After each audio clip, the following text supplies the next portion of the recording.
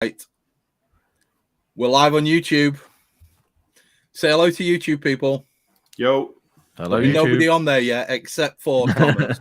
Hello, empty internet. Hello, Thomas. And for all the people that watch later. And for all the people who watch later, yes. Yeah. I can't see it yet. Where is it? Is this the post? I'm having a look. It's not up. Is it not? not? No, wait. No, it is. It is. No, 6 days ago. No, it's not. Andy, calm down. He's just clicked a button. I have just clicked a button. Yeah, I got it. It's there. Excellent.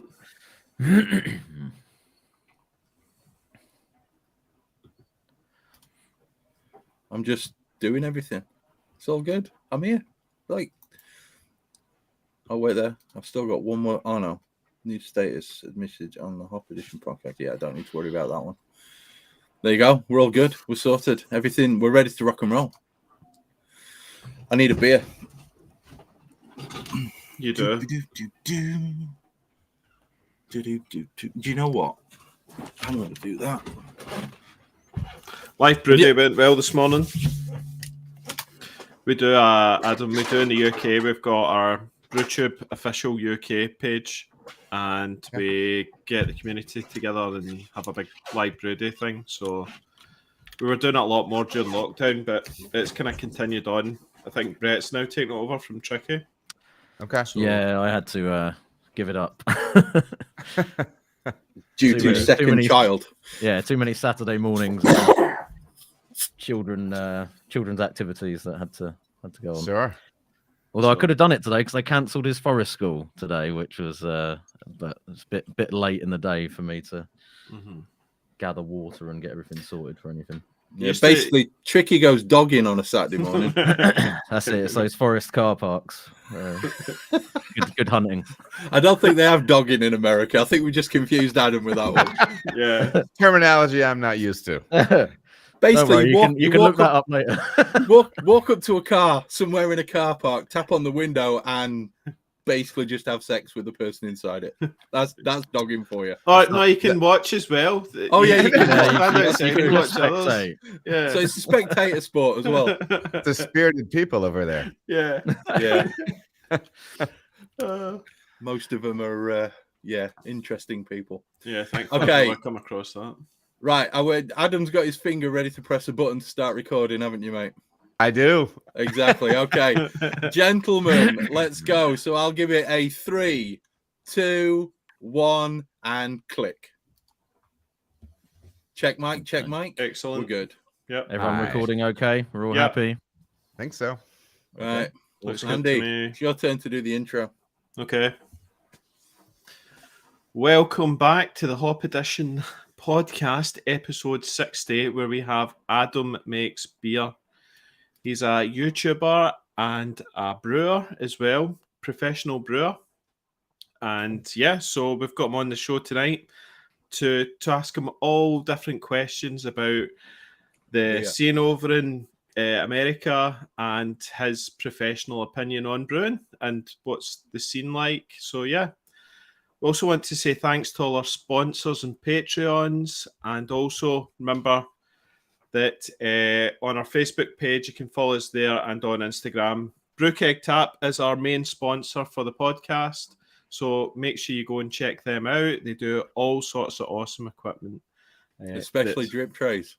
Yeah, drip trays. What was the other one I was looking at? I was chemical, like cleaning chemicals, Chemsan, all that sort of thing. Yeah, very good price on Chemsan. Yeah. So, yep, go check them out. So, that is us. How we all doing and what we all drinking, lads? Let's go to Adam first. Yeah, Adam up first.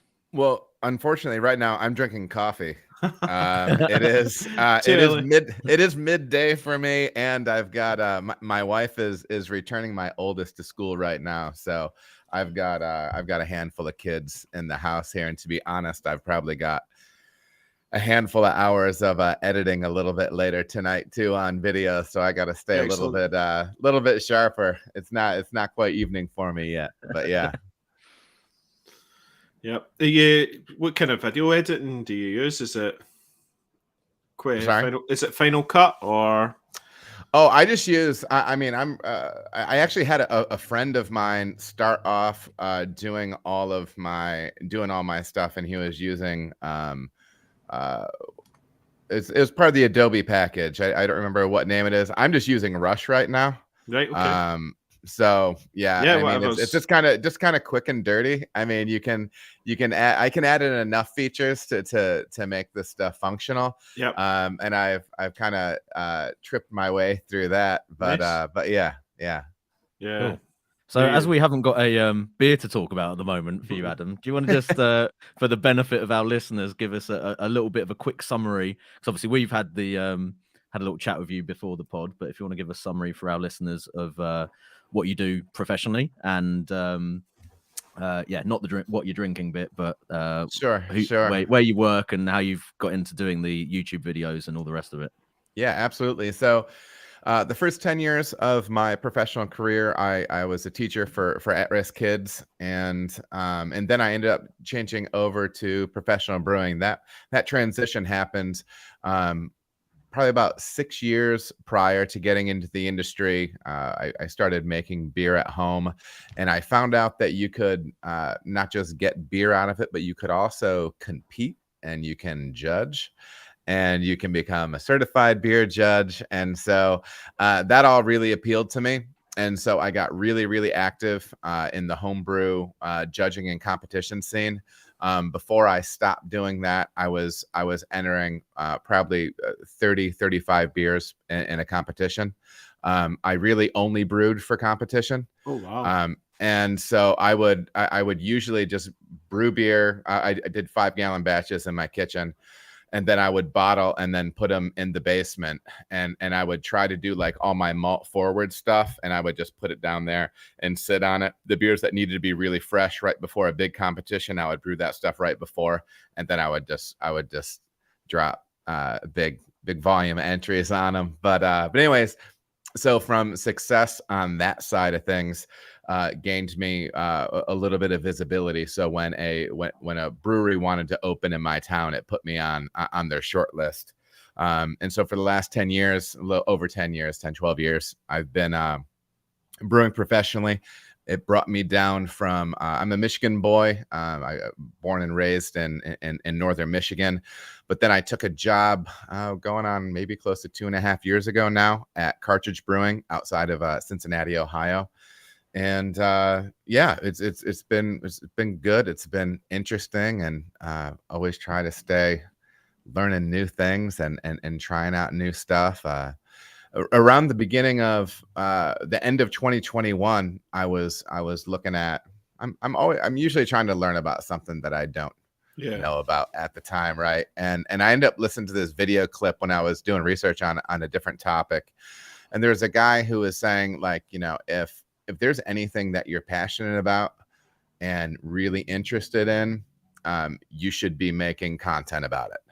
And I kind of took that advice and started running with it. And I started recording for right the beginning of January 2022. And then we started dropping videos in May of that year. And I think we've done, if I keep the same pace, we'll probably drop between 250 and 300 videos a year. Yeah. We'll see. We'll see how that goes. But kind of like right now, I mean, I don't know what I'm doing, right? Mm-hmm. Like I don't know. I didn't have an Instagram before I started doing this. Yeah. So I had to figure out how to use Instagram and stuff like that. So I have no metric really to show me what's good and what's bad. So I just keep making stuff and putting it out. That's the thing. So you can actually experiment. You're learning on the process on the go of what works and what doesn't work. I was the exact same, and I'm sure Tricky, you've been through all that as well. And even 100%.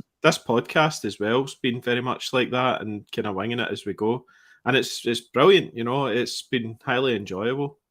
The process of it all. And it is, and it's funny. It's interesting. When you zoom back off of it and you zoom out, and you're like, "Damn, I learned a lot in the last year." You know what I mean? And it's not like a pat yourself on the back thing, but it is one of those things. I don't know. It reminds you that it's good to stay hungry and good to keep pushing on stuff. Because I don't know. You sometimes you can do some stuff that you wouldn't have thought you could do. Yeah. So, and I've had plenty of help along the way. A buddy of mine who edits video professionally probably did my first 25 episodes, some of the longer form stuff. And but we keep it pretty lean. You're not going to be getting any Scorsese level editing and cinematic flair. But yeah. That's exactly what I'm trying to push back on. Tend to be like voiceovers and all that Andy's sort of stuff. the other end of that spectrum. Sexy B-roll. Yeah. I mean, someday maybe, right? I mean, I wouldn't be against it if all of a sudden my stuff looked and sounded really great. I wouldn't be mad. But yeah. I know that's cool. So for all the listeners, we've got a few people live in the chat now as well who are tuning in. And obviously everyone listening to the pod afterwards in its edited form. The channel is Adam Makes Beer on YouTube. So get along on there and drop Adam a sub and check out the content. What I really like about the channel at the moment, Adam, is there's all these really like nice, short, snappy, like quick tip sort of videos and lots of stuff where you're answering questions from people that have been sent in and things like that. So as far as like stuff that you can dip into and find good advice sort of quite quickly on lots of different topics, because you are churning them out at an impressive rate at the moment. You'll run out. No, I know. So yeah, I do a monthly live stream, and so I get questions ahead of time for that, and then from the chat as well. And then so then I just cut those. I just cut those up. It's, I don't know. It's like it keeps me busy. Oh, that's good. Cool. Right, we'll need to whip round and just see what everyone else is drinking then. So Andy, what have you got on the go? So I've got I can't remember what the heck I called it. It was the Scottish stout, the Fuggles stout thing that I did. I did a video. So there was a video that went up about a week or two ago, and it's effectively, I think it's maybe 5... The homegrown Fuggles, right? The homegrown Fuggles, the homegrown Fuggles. So nice. grew my own hops, did a little video on growing them, some tips, where to get the hops, and then basically growing it with fresh hops. So yeah, what would you call it? Wet hops? Yeah. So did that, and then made the beer. Took about 3 months, I think, to really... or 2 to 3 months to really calm down and be really nice. And so, how do you mean calm down? Because you said you use wet hops with that? Yeah, it's just I think it's more the malts, the kind of the bitter, that kind of harsh bitterness, or not bitterness, but the kind of from the stringency. Astringency from the malts. Sure. It really just smooths out and goes really creamy because it's got oats in it as well. It's just it's really, really nice. Now it's that kind of real dark, like deep chocolate sort of creamy oat thing going on. So it's beautiful. It's nice. Sounds good. Yeah, go and check out his video on that. Yeah. If you haven't seen it already. That's that. So I'm on a beer that was sent to me. If you can see that on camera. Oh, I had that last night. One of our regular listeners and patrons. I haven't seen him in the chat yet, so I don't know if he's actually on live at the minute. But this is a Citra Saison from Graham Hughes. He is on the chat. Is he? Good. I've already highlighted one of his messages. Oh, have you? Okay. So yeah, Citra Saison. Now, I always a bit wary of like saisons with modern, fruity hops in them, because sometimes I think that can be a little bit of a clash. But to be fair, this is not an issue with this beer at all. So it's a nice, sort of fairly mellow saison character. So the spiciness and the fruitiness is not clashing, and the citrus coming across more like lemony for me in this one. So it actually works really well with that sort of little bit of phenolic spice from the saison. 4.9%. Really, really drinkable, and a cracking beer. So thanks for sending me that, Graham. It's very nice. Yeah, I had it last night, Tricky, and I've always said. And you're not a saison guy at all. I'm not a saison guy. Yeah. I hate saisons. I don't like the phenolics, and so when that actually, it wasn't really phenolic-y. It was, it's quite toned down, and then the Citra was playing a real nice part. So it's just a nice kind of light sort of drinking. Like you say, lemony, kind of, Good beer. You enjoyed Definitely. that Hmm? one? You enjoyed I'm that one? enjoying it, and Andy Yeah, enjoyed it. yeah, I enjoyed previously, it last so night. Yeah, well, Cool. It's a double thumbs up for Chris? that beer, Grove. Chris would be I you. have Lukey Stevens Citra and Nelson dry hop pills. I was going to drink one of my own beers, but the low ABV kegs kicked. So I'm on a 5.6 Pilsner. Well, pills. Citra and Nelson dry hop beer by Lukey Stevens. It's a banger. Yeah. It's an absolute banger. Carbonation spot on. Flavors lovely. Head retention's great.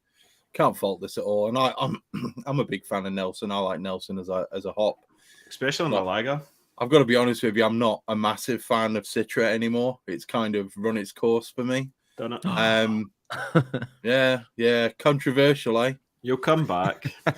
We did a homebrew competition last year, Adam, and basically I almost got thrown out of the brewery because I said I don't like Simcoe. Totally.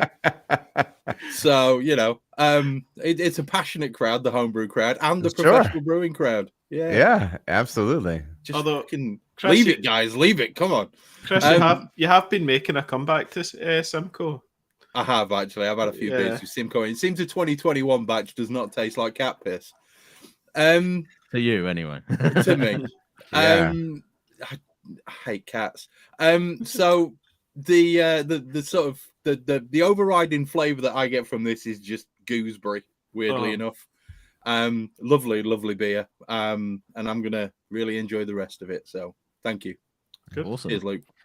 So, Adam, you have given us a little bit of an overview of your kind of path into the brewing industry, which was really cool. So, obviously, we can come back to kind of the home brewing origins probably at some point a bit later on. But the other part, the next sort of question from us was just to tell us a little bit about your current brewery, so Cartridge Brewing. So, what's their kind of thing, and tell us a little bit more about them, I suppose. Yeah, so actually it's an interesting spot. If you haven't had a minute to Google it, it's worthwhile pulling it up. It's an old munitions factory from World War I, World War II, and it's kind of this really large kind of sprawling campus where the two towns, Kings Mills and Mainville, on either side of this river, grew up around this factory, and it's been empty. It was empty for about, I think, at least 40 years. After that, for a brief period of time, they pressed some Columbia records there. And then that was really kind of it. And then the place just kind of fell apart. All that was really left were the big concrete bones of the place. And it's a beautiful spot. Kids used to go in there. It's along a bike trail. And younger people used to go there and do things that young people do. In abandoned buildings. Everybody had, ghost stories from there. They used to go up there and party and everything like that. But yeah, then they brought the place back to life. They put 135-ish apartments in the spot, and then Cartridge Brewing. So Cartridge opened in October of 2020, kind of still pandemic-y and everything like that.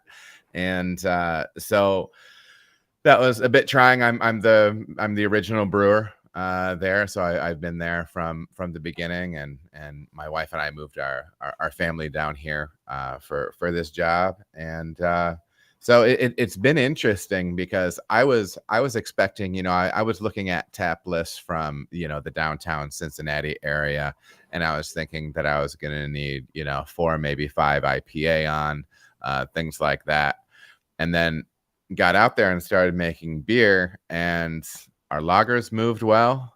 And so I would add another lager. I had a Helles and a Pils, and then I'm like, well, let's try to do an adjunct lager. Let's just do Mexican lager. So I did a Mexican lager, and that became our #1 beer. Wow. And then I'm like, well, let's get rid of the amber ale and turn it into an amber lager. And so I made amber lager, and then that climbed the list as well.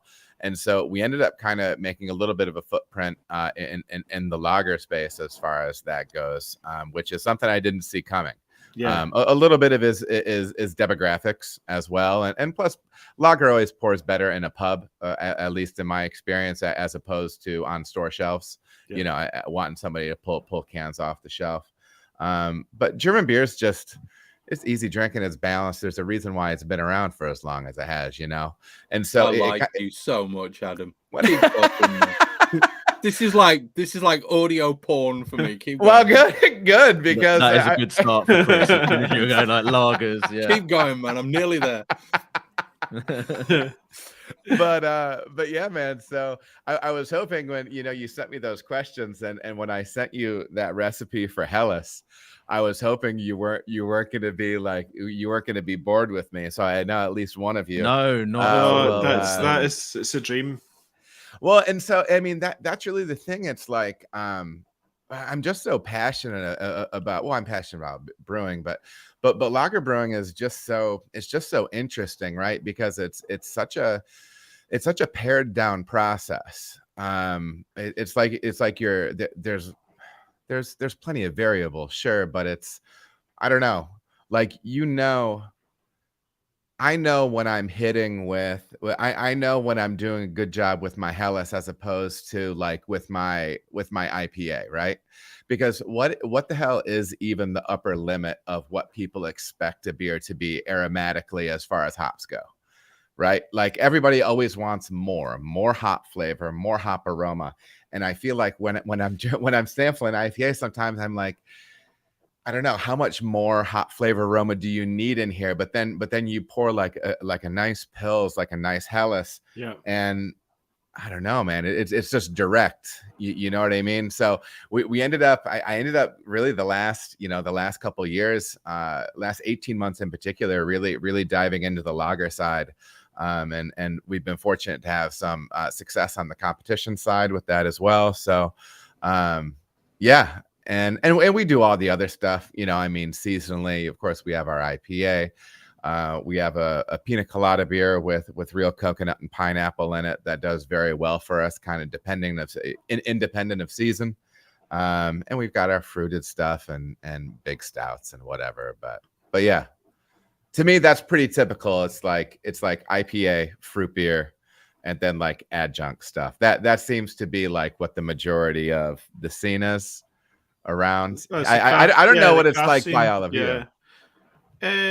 What's it like? I think for it's us? definitely kind of mirrored in a sense of like what craft breweries are doing over here. That it's all very hazy IPA dominated, to be honest. But there's more places popping up nowadays that sort of are being a bit more bold about like focusing on traditional styles or lagers in particular as well. So there are a few notable like UK breweries now that are pretty much just we are a lager brewery. We're doing like proper traditional kind of German style lagers and things like that, and doing reasonably well out of it. But they are definitely probably in the minority, I would say.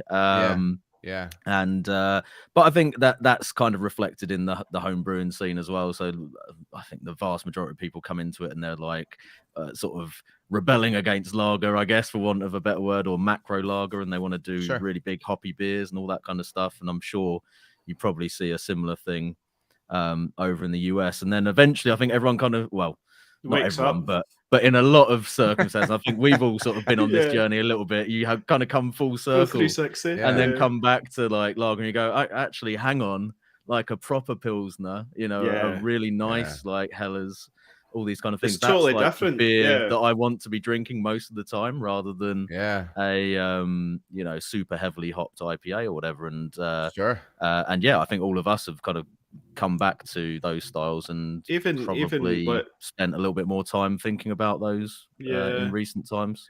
That beer, Chris, the beer Chris just did there, it's also maybe about lightly dry hopped lagers as well. So taking some of the more modern varieties and then using it as a dry hop. So maybe you'll use Saz, whatever, throughout the boil.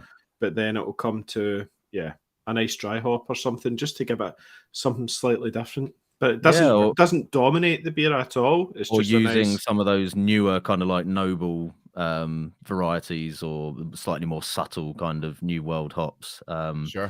in stuff like that. So I've got a keg of German Pilsner with Sapphire hops in it at the moment, and I love them because they're sort of they're clearly like got that noble heritage, but there's just a little bit extra in there that makes it a bit more interesting. So yeah, I really like that. But yeah, traditional lagers and stuff is definitely something that I think is for all of us has kind of come back into the fold for sure. Well, you know? I'm kind of hoping. I mean, for us, I mean, with the exception of what was East Coast IPA hazy. I mean, with the exception of that, everything starts on the West Coast and comes east. By and large, I mean, most of our trends are coming from California, Pacific Northwest, and lager's getting bigger out there right now. I am hoping it rolls across. I mean, it's all ebb and flow. You know what I mean? I'm not saying that I think, Helles or Amber Lager is going to be the new hazy IPA or anything like that. But I don't know. It's going to be interesting. But it sells. I mean, in the pub, yeah. In the restaurant, yeah, man. Because it's great food beer. Yeah. Bro, you can eat and drink that stuff. So we do Mexican lager, Helles, Amber Lager, and then the other one that we always have on is our Dunkel, our Munich Dunkel. Mm-hmm. And I mean, they're just, and it's that this isn't me back padding. That's not what I'm saying. I'm talking about like stylistically that they're just so pleasing.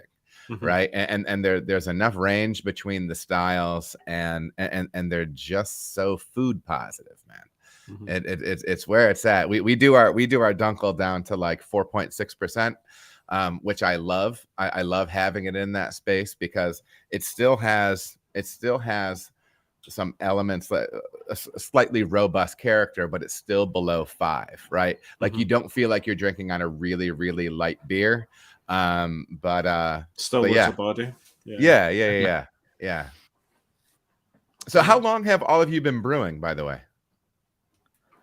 I've been brewing since 2015. Okay. 2016, yeah. About 6 years. If we're talking about all grain, it's probably about the same for me. I think me and Chris kind of got started around about the same time and kind of got to know each other via various forums and things like that. So yeah, we've known each other for quite a long time through that, pretty much starting at the same sort of time. And then, but I was doing like extract kits and stuff like that for a while before that, intermittently, and mixed results as most people normally have with those until I took the plunge of all grain, and then as with most of us, didn't look back after that, and now it's just it turned into a slightly out of hand hobby, I guess. Really. Yeah, I mean the first time I brewed was probably 2016, and it was one of those little 1 gallon all grain things. But then I didn't. It was a total fail. Exploded and all sort of bottle bombs, So it was like stuff that, and then it was not until December. I think it was December 2017 or November 2017. I got back into it again. I got another little refill kit for it, and it worked that time. And then it was kegerator system followed not long after. Full controlled brewery in the garage. Andy went hard, like straight in. I'll be honest with you, Adam. He was committed. Andy got out of hand because how many other people do you know who've ever had to rewire their garage in order to be able to fit? No. It gets better. He had to rewire his garage to be able to build a system big enough for the fermenter that he didn't have the patience to wait 4 days. I'm so glad. The smaller version. No, do you know what, Chris? I'm so glad that I went to a 10-gallon system. Yeah, I'm sure you are now, and you've convinced yourself over the last year, haven't you, mate? No, it is so good. It is so good. I love it. I love it so much. Yeah. I mean, it's great. It's great. I remember the first beer I made. I got one of the little LD Carlson boxes kits, and I made it was like an English ale or whatever it was, and I always wanted to I was a big, so when I started home brewing, the Brewing Network was just starting, and I don't know if you ever listened to that podcast or not, but They used to have a ton of they still have killer interviews, but stuff with like guys from Russian River, Vinny Chilerzo, Matt Brendelson. I mean, they just had super high level guys on, and they're all telling all what they do, right? Yeah, yeah, little nuggets. Yeah, that's what we try and get. Yeah, definitely. Yeah. And but I remember listening to one of their hosts, and I know he had a really good palate. He was a super high level BJCP judge, and I just wanted to have a good palate. But he'd always say that you have to actually taste a lot, not just drink a lot, but like you really have to work on it. And I hated that answer. But anyways, I made this first beer. I got the beer into bottles. I left it warm for a few days, threw one in the refrigerator, got it cold, started drinking it, and my palate was absolute garbage. Okay. Like it was just uninformed, right? Because it's an experience thing. But that beer was so oxidized and like so wet newspaper, cardboardy, all this garbage. And like looking back now, my palate was so bad. How oxidized was that beer really? And how did I accomplish that? with just but anyways, yeah, I mean, I think everybody has those early beer stories, and sometimes not early beer stories. Yeah, it can happen. Yeah, exactly. No, I've had that, and it's just knowing, and you just go, well, I'm not drinking that, it's getting ditched. I mean, if you want to see more stories like that, we can recommend a Facebook group for you. What's the group? Yeah. Homebrew UK. Oh. It's great. It's spot the dead badger half the time. Somebody's clearly dry hopped their beer with some roadkill. It's brewing horror stories like 101 pretty much. It's amazing. Okay. It's always good for a laugh. Yeah, there's a lot of new brewers that come on and will post and ask for tips and stuff, or is this infected? You know, the classic. Yeah, is this infected? Yeah. It's not just infected, it's got its own language. Yeah. And then the top tip's normally just to siphon from underneath the fungus. Yeah. You'll be fine. Just rack from underneath. Yeah. Just peel the skin back, and then you'll be, get in there. You'll be fine. That's a good point. Where is Bevy Badger, Andy? It's just probably that little white bit there. He's just sitting on top of the controller. So in honor of the Badger stories, one of our listeners, expensive Luke Stevens, who's the guy who actually made this beer, which incidentally, I've got to say this beer was named Squirrels on the Roof. Do you know why? Because it's my kind of beer. I've got squirrels all around me, and I've got hedgehogs that live underneath. But quite often, because I'm the only one of us who's still true to his roots and still records in a shed, the squirrels will quite often jump down, land on the roof, and you'll hear them walking around. And occasionally I have to walk outside the old double doors that are just there and throw something at the hedgehogs that are shagging on my lawn. So, it's a true nature program at times. It can be. It's all good though. I'm a real fan of German beer as well. Yeah. I mean, I know it's got nothing to do with the actual beer itself, but you've got to trust a company that has literal laws that govern how their beer can be made. Right. Can I get onto that one now, Chris? Because you keep bringing this up. I was doing a bit of reading, and the reason the reason why the Anheuser came about was because of tax. They didn't want adjuncts put into the beer from other countries or Andy's myth busting. Other regions, right? So it was the malt at the time. They could tax that, so it was like, get rid of that stuff because I can't make money off it. Yeah, but it doesn't matter because they still make the best beers in the world. So it ended up, it was like they ended up making literally the best, most drinkable beers in the entire world. True. There we go. Have any of the three of you been there and drank those beers fresh? I've been to Freiberg in Germany, and in a brew pub sort of thing, and it's incredible. Yeah, the beers are insane. Yeah, unfortunately not, but it's got to be done at some point in the future. Yeah, I've got to figure a way to make this a business expense because R&D trip, man. R&D. You really do. Like when my wife and I went to Austin, Texas earlier. Well, actually, we were in Austin in May when we dropped the first 4 episodes that I had done for YouTube. But anyways, when we were down there, we went to Austin Beer Garden, Live Oak, some other great breweries. But all right, first of all, in May, we thought we were going to be beating the heat, man. It was like 98 degrees when we were there in May.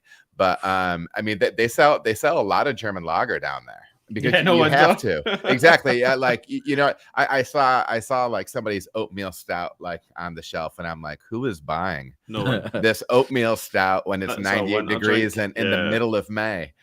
And but really just killer beers. And I just need to get over there because right now, like, you know, the beer that I'm brewing, it's like you're trying to brew the ghost of something, right? Like you have these ideas as to what something is supposed to be, and you've listened to all these people that, you know, and you research all these things, but you actually need to sit down and like critically drink multiple pints of those beers, right? And in order to critically but no, but my friends make fun of me for it, my brewer friends, but it's like, because I drink like a dork, like I drink like a nerd, like it's almost more of it's more of like an academic practice. Now I can at some point to sit down and drink beers and enjoy it, but like a situation like that, it almost necessitates it, right? Like it's, I don't know, like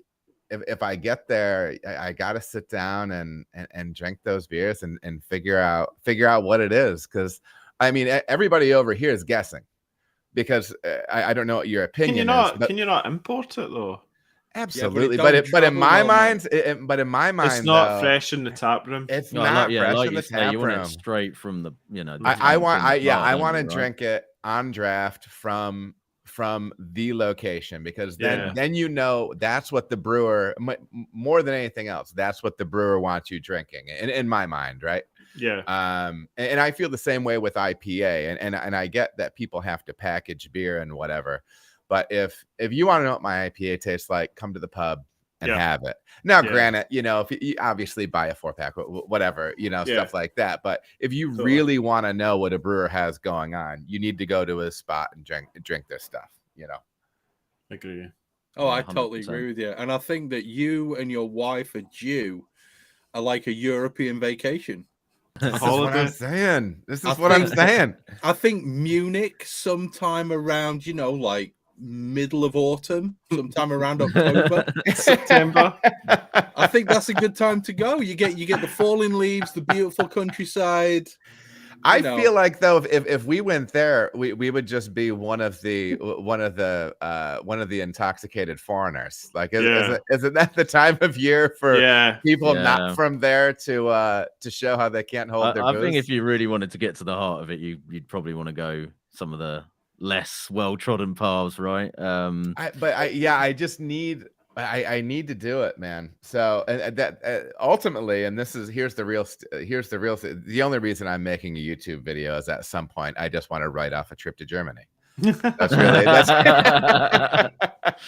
So for everybody who's not a Patreon of Adam Brews Beer, he has a target. That target based on a guess. He needs about $7,000 to cover the flights. So, you know, get in there and get donating. Do it up. No, it's all good. Yeah. So it's bucket list material though, right? To go over to Italy and do that whole like tour thing. I mean, the town I live in at the moment, Bedford, is coincidentally twinned with Bamberg, which is where Vehemen Malt are. Unfortunately for me, that means nothing in terms of like making it cheaper or easier to get there or anything like that. But it's a fun fact anyway, at least. And I'd love to go there because there's loads of like smaller breweries in the town of Bamberg and stuff. And apparently you can do an amazing like brewery tour, and you know obviously there's the maltings and everything there as well, so that's like, you know, going right to the source of, you know, that kind of like it's an interesting Bavarian beer scene, right? Tricky. You're saying there about Wehrmann's. See for ingredients, Adam, what ingredients are you using, and maybe even talk about some of the yeasts as well and hops Well, for I've your just- lagers. I've just looked at his brewing sheet, and it looks very much like the boys hitting Bamberg pretty hard. Bro, Yeah. it's all Wireman. If you're looking Yeah. at that brew log, and I could show you, I could send you the brew log for all my lagers. It's all Wireman. For me, like right now, and you're also gonna see that I really do like the Barca pills from them. To me, I don't want to talk bad about their standard pills product, because that's great as well. To me, the Barca pills is a little less green tasting, a little less raw tasting to me. Yeah. To me. And I think you just get, I think it's tough to say that you want to make those 4 to 5% malt forward beers and not use something like that. Like, and maybe people are making killer lager with, you know, whatever, some American domestic stuff, whatever, and maybe you're just better at it than me, and that's very, very possible. And but man, I tell you what, the depth of flavor that I feel is if I get out of those malts is really where it's at. So for all my German stuff, it's all Wireman stuff. Yeah, excellent. And then I love the Bach Lager strain. So for me, I'm using in a lot of, most of my stuff I've been using the Harvest from Imperial, which is I believe the Eyinger strain, the Bach. Yeah, it's really malt. It brings out the malt character, doesn't it? Yeah. And I remember the first time I ever made lager at home, I was, you know, I had my massive 5-liter flask. I don't know how popular Breaking Bad was over there, but it always made me feel like I was cooking up something nefarious in the kitchen. But I had this big flask that I grew up a big starter in. And I fermented my first lager, my first Helles at the house, and got that beer into keg, got it clarified, poured it. And I always thought that Chico or like American ale yeast was clean, right? But then you actually smell a lager, right? And you're like, oh, and it's different when you make it too, right? Like it's one thing to get something store-bought or whatever, but you're like, man, it's just so clean. It's just malt, it's just hops, yeah, and just water profile, right? But yeah, I remember thinking that Bach Lager strain was just so round and full, and just really pronounces that bready character.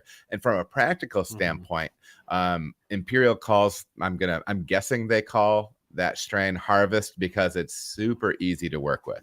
It harvests really well. It does drop out of solution. It does clear pretty well. And so for somebody that's looking to get multiple pitches out of a yeast like that, it's really easy to work with in the brewery. Sometimes 3470 strains can get real powdery, and they want to stay up in the beer, and they're hard to get a good harvest off of. But that Bach Lager, it's a little bit more clingy, man, and you get a decent yeast cake with it that's easy to work with. So. No, it's good. I've used it. Is it White Labs WLP 833? I was just German Bock, and that was the first one I actually started using for my lager yeast, and I did a whole load of beers with that strain, and all the lagers were amazing. And then was it recent? I moved back. I tried 3470, and I find that sometimes if you don't ferment it cold enough and you try and raise it too quick, you get banana esters from it and stuff like that. It's so finicky. So yeah. And then what was the one, Tricky? You sent me one, I think, recent as well, that was really good. The Czech one. Was it the Czech? Was it 802? That was that. Voice or Budge Voice. That seems to be really, really promising as well. Really nice. Yeah, that's a great yeast. Kind of sweeter sort of. That's what Malt Miller are recommending as the Budvar yeast for their Budvar clone kit. I mean, I don't know if it's actually that brewery as the origin, but apparently it is the literal yeast from it is their yeast. Apparently, nobody really knows for sure, but allegedly. So that one's quite good as well. But like you were saying about the bark pills, we tend to use the Vermin Bohemian pills. We all read about that. It just the amount of flavour that you get from it, it just enhances the beer so much more compared to, I think I went and got, is it Crisp German Pils malt, and it's more like what you were saying about the green. It's got that sort of green character to it as such. Well, and it's such a fine line too, because when you're kilning malt to such a low color range, right? Yeah, obviously the more you kiln that stuff, the more you're going to lose any of the green raw, grass like flavors with it, right? Yeah. But yeah, so it is kind of a line you walk, and that's something that I would love. That's something I would love to do, is if I had a smaller system, I would love to be doing those malts side by side, right? Because like you mentioned, the Bohemian Pils, different things like that, then actually understand what you're working with, right? And then maybe put together a situation where you're blending them. Maybe you're using some Barker Pils, maybe you're using some Bohemian or standard or whatever, right? But I mean, the thing is like when you're making Helles, I think that can be one of the pursuits, because it is so simple, right? So, maybe you can leverage, blending some base malt and different things like that to bring out different characteristics. Yeah, exactly. No, that sounds like a plan. Quick question from the audience on YouTube is, we know how much it costs us to buy a sack of Bohemian Pilsner malt in the UK. How the hell much does that cost you when it's imported all the way to America? How much you pay in a sack, man? I pay for base malt so the Barker Pils is I think like 98 cents a pound, but that's probably not delivered. So probably around $55 a bag. Yeah, it's probably about the same in America than it is over here. Yeah, but I buy a fair amount though. Yeah, too, I think on the homebrew scale, you got to factor that in. Yeah, right? I'm well, because there's going to be that homebrew markup that's got to be 30% for the store themselves, right? So yeah, so that's what I'm doing. Okay, another quick question from the crowd is, what's the average cost of a pint of beer in your pub? We $7. We're $7 pints. What's it like That's out by you? I'm interested. It's probably about £6 a pint. Which I guess on the current exchange rate, that's probably about the same. Pretty much even, yeah. And I have this romantic thing. So okay, on my way to Germany, I'm stopping. I'm stopping in your neck of the woods. Please tell me there's still places that do like cask beer, like traditional shit. I mean, do people still pour? Can you still get like real mild, real bitter, different things like that? Yeah, 100%. Yeah, and we all got hand pools fitted in our brew sheds as well. Yeah. So you can. That's so exciting to me. Like, and I remember one of the. The other thing. So I used to teach history. That's what I used to teach. And so, like, to me, like, that's such a big function of beer is it's a cultural thing, right? And to me, it spills right over into food. And I don't know. I love that idea. But when I first started home brewing, once I kind of got over the fact that I could make something with a lot of alcohol in it, I just started banging out those 3.5% beers, and really enjoying it, trying, brewing them different ways, but doing bitters and milds. Man, it's just so cool. And I just love, like, and of course there's like a nostalgia about it, right? You know, so nostalgia that something I've never experienced, but I still yearn for, right? But yeah, I mean, just the idea of going. So I mean, because even beer that low ABV is so foreign here. Yeah, you know what I mean. Mid-3s beer. That's like really. It's interesting though. See the whole mid-3s thing that came round about the First World War. So your gravity of your kind of English or Scottish ales at the time was probably about 1055 starting gravity. Okay. Right. So it wasn't until World War One, World War Two, when they actually had to cut the amount of grain and hops that they were putting into beers. So they actually got rid of a whole load of hop fields as such, to grow more food. And then less hops meant, you didn't have as much to hop the beers. And then also they wanted to cut back the grain as well at the time. and that's when that kind of era of the 3% milds and that sort of thing really kind of took off. It was also, you would brew a big beer and then they would do, you know, different sort of sparging as well of the grain to get, you know, different cuts. So you'd have a strong, like a medium and then a mild sort of thing as well. So then it was like the mild, you know, the weakest stuff was what, you know, the poor could then, you know, have as safe drinking water or safe drinking. So no, it's quite interesting. I've recently just bought a book on, was it the Scottish brewing history? And it gives you all these little things like the Rheinheitsgebot, how it's So who's drinking those? So who still drinks those beers? Like I can go and I can get mild and I can get bitter, like mid-3s beers. Is that just the providence of like guys in their 70s or 80s, or do younger people drink those beers too?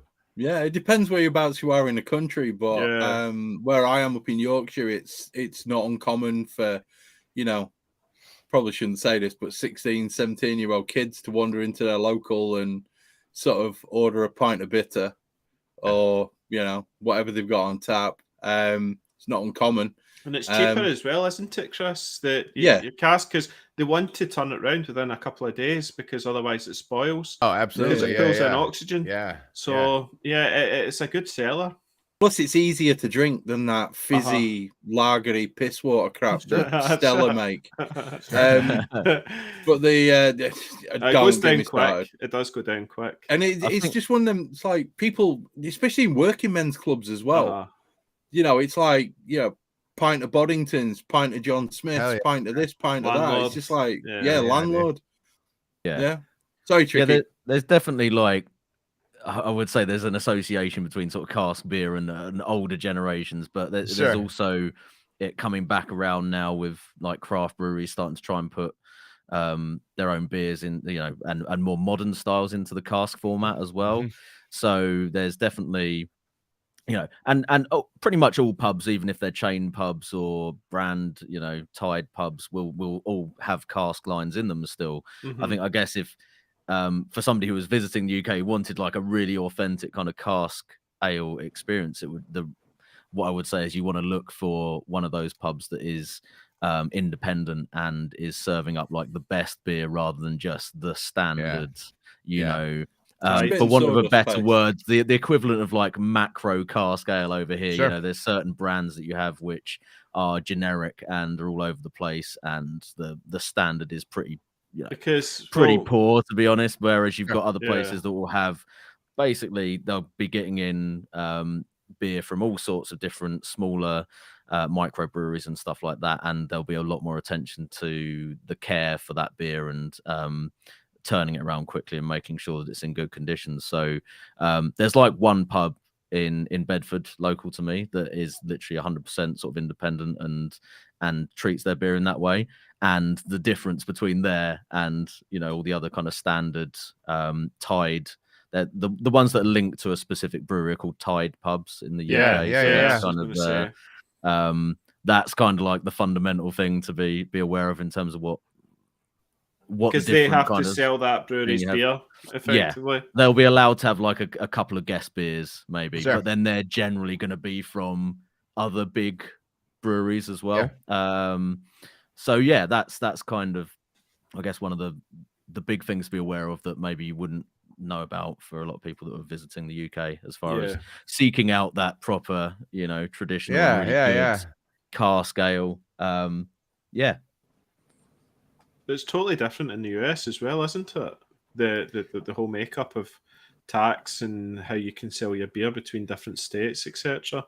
Well, and even so like in Michigan, they have some very strange laws. So you can either be like a brew pub or a production brewery. Yeah. If I'm a production brewery, that means I can sell my beer in house and I can sell my beer into distribution, like out in cans and kegs out in the distro. But you can't have liquor. And sometimes people work in that you can have a cider or a wine. But if you're a pub, you can make your own beer, sell it in-house only, so you can't do distro, but you can have liquor, wine, whatever you want. What the government is protecting the people of Michigan from is I don't know. Yeah. But yeah, so here it's Ohio's like the Wild West for me, man. You know, we're a pub, like we distro, we pour our own stuff, we can have guest handles, we can have other beers on. We have a full bar, you know, cocktail program and everything like that. That's which good. I really think from a business standpoint, I feel like you almost kind of need that. You stuff, do, right? yeah, because not everyone wants to drink beers when they come into your pub. Well, and if you have a group coming, you know, like if you want people to come in for happy hour from an office, and you've got one person that doesn't drink beer, and that's all you have, you're going to lose a 20 top, you know. Yeah, exactly. And you just can't, if it can be helped, you know. Yeah. Obviously it's the preferable situation. Exactly. That's what you want. So what is your actual experience then of British styles? Have you brewed many of them yourself? Yeah, I mean, that was really so early on. So I don't know how familiar you are with I was a big Jamil Zainasheff Brewing Classic Styles disciple. And so when you go back, and the Brewing Network had a show with him, they just ended up calling it the Jamil Show, but it was basically him going through every recipe from the book he did with John Palmer called Brewing Classic Styles. So they're all award-winning beers that he made. I just started making those beers, and he did a full podcast, like hour long, on each style. And like the earlier episodes when they weren't like covering similar topics and he was really diving into process and everything like that, dude, I think it's some of the best stuff out there. And this is stuff from like the mid 2000s. Wow. Of just him just diving in on making those beer styles. And he's a big fan of those British beers. So that was what got me making bitter. That was what got me making mild. That's what got me making the Scottish Shilling beers, you know. And then plus also those are great competition beers. You know, if once I looked through it, the lens back then, because people weren't, you know, entering ordinary bitter, and you know, that at least that's one of the classifications we call it. I'm not sure, but it's just one of the one. Yeah, exactly. Yeah. It's just the BJCP terminology for it, right? But yeah, man. So you know, making porter, making smaller stouts, all that stuff. I've always loved that, and I've gotten away from it because it's not what's hot here right now. You know, for us, it's IPA fruit beer, tart beer, tart fruited beer, right? But I will say the big thing though is, and I think what the real message of hazy IPA, I think the real message of hazy IPA is, in general, people want more approachable beer. Hazy IPA is just more approachable IPA. In my mind, not that it's not that, you know, not that it's not, it doesn't have differences other than that, but I mean, ultimately it's, you know, Tropical it's fruit not, juice. yeah, exactly. Yeah. And then, you know, the people that are doing it really, really well are making versions that are well balanced enough that they're compellingly drinkable, right? Because sometimes you drink one, it is, and man. It's too flabby.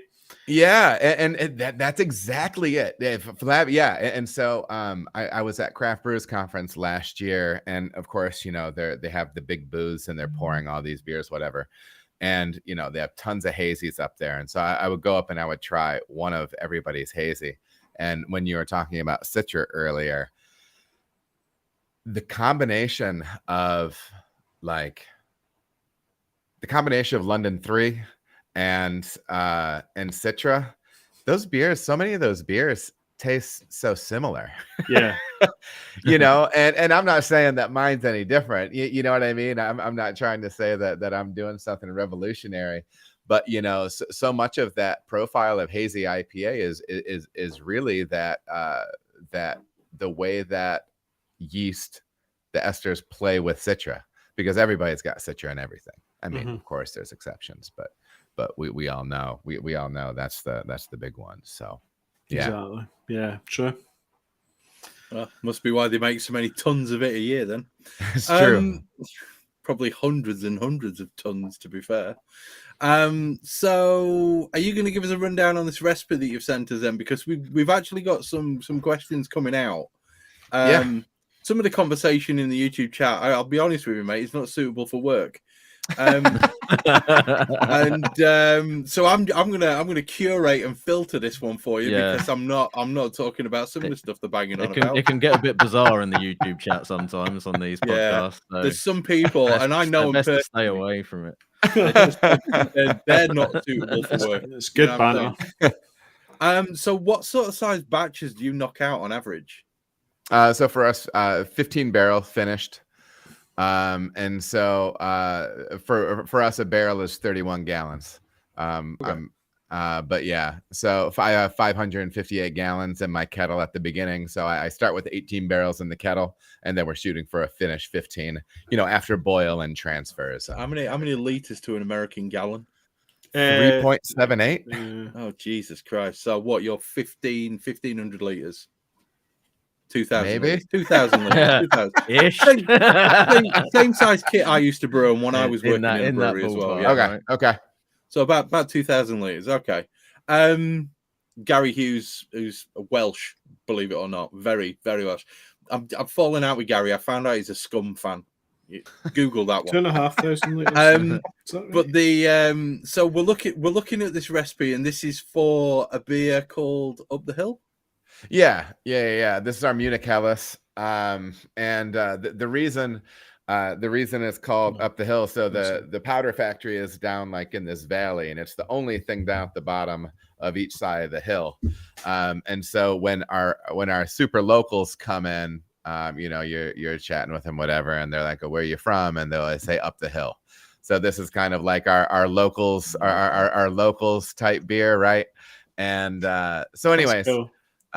This is our Munich Helles, and just malt wise, like I was mentioning before, we use really exclusively Weyermann stuff for that, and this is just Barca Pils and a little bit of Munich 1. The nice thing about a 15 barrel system like this is you can almost just always use full sacks of grain, and yes, it's because I'm lazy. I mean, it just makes inventory easier, instead of having 5 pounds of Munich malt tracking around somewhere. But yeah, and I think that this beer is on the paler side of the style. And for me personally, I like that. It's interesting. When I was at CBC, Craft Brewers Conference, it was in Minnesota last year, and going there and drinking lager there, they make a heavier, fuller bodied lager there, even their light lagers. But then again, it's negative 20 degrees Fahrenheit during the winter there, so they're a hardy people. They need something a little bit more substantial. So Adam, you're gonna have to put that into units that the rest of the world uses. What's minus 20 in like real temperature? That's a really good question. It's 50 degrees below freezing. I know that. So at least 50 degrees Fahrenheit. I'm the worst. If you can't. No. I've never used Fahrenheit for anything. So what's it, minus 20? Yeah, minus 20 Fahrenheit. Right, geez, that is minus 28 degrees, Chris. Okay, right. So chilly. Yeah, cold as hell. Yeah. I mean, I would probably put long trousers on for that. Sure, I would assume so. Yeah. Okay, so sorry, carry on. Big coat no, you're good. So coat, we're making. I'm making a paler interpretation of it because I do like these beers to be light. That is personal preference, but again, that's one of those things where I need to get over there and drink those things for.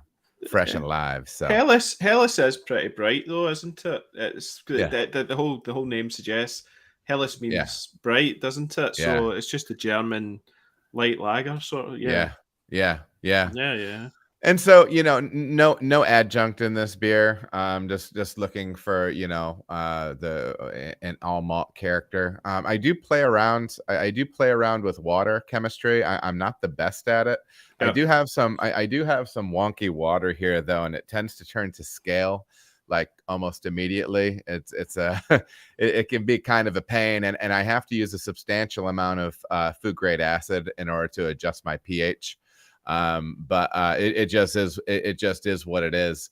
But typically what I do water wise is I'm not always chasing the native water profile. Really just for me, I'm looking to make sure that with my lagers, I'm getting, somewhere around 100 parts per million calcium. And then I really just focus on chloride and sulfate. More often than not, I'm pushing sulfate these days. I'm sorry, chloride. Looking for a softer, rounder character with these beers. Maybe trying to emphasize the malt side a little bit.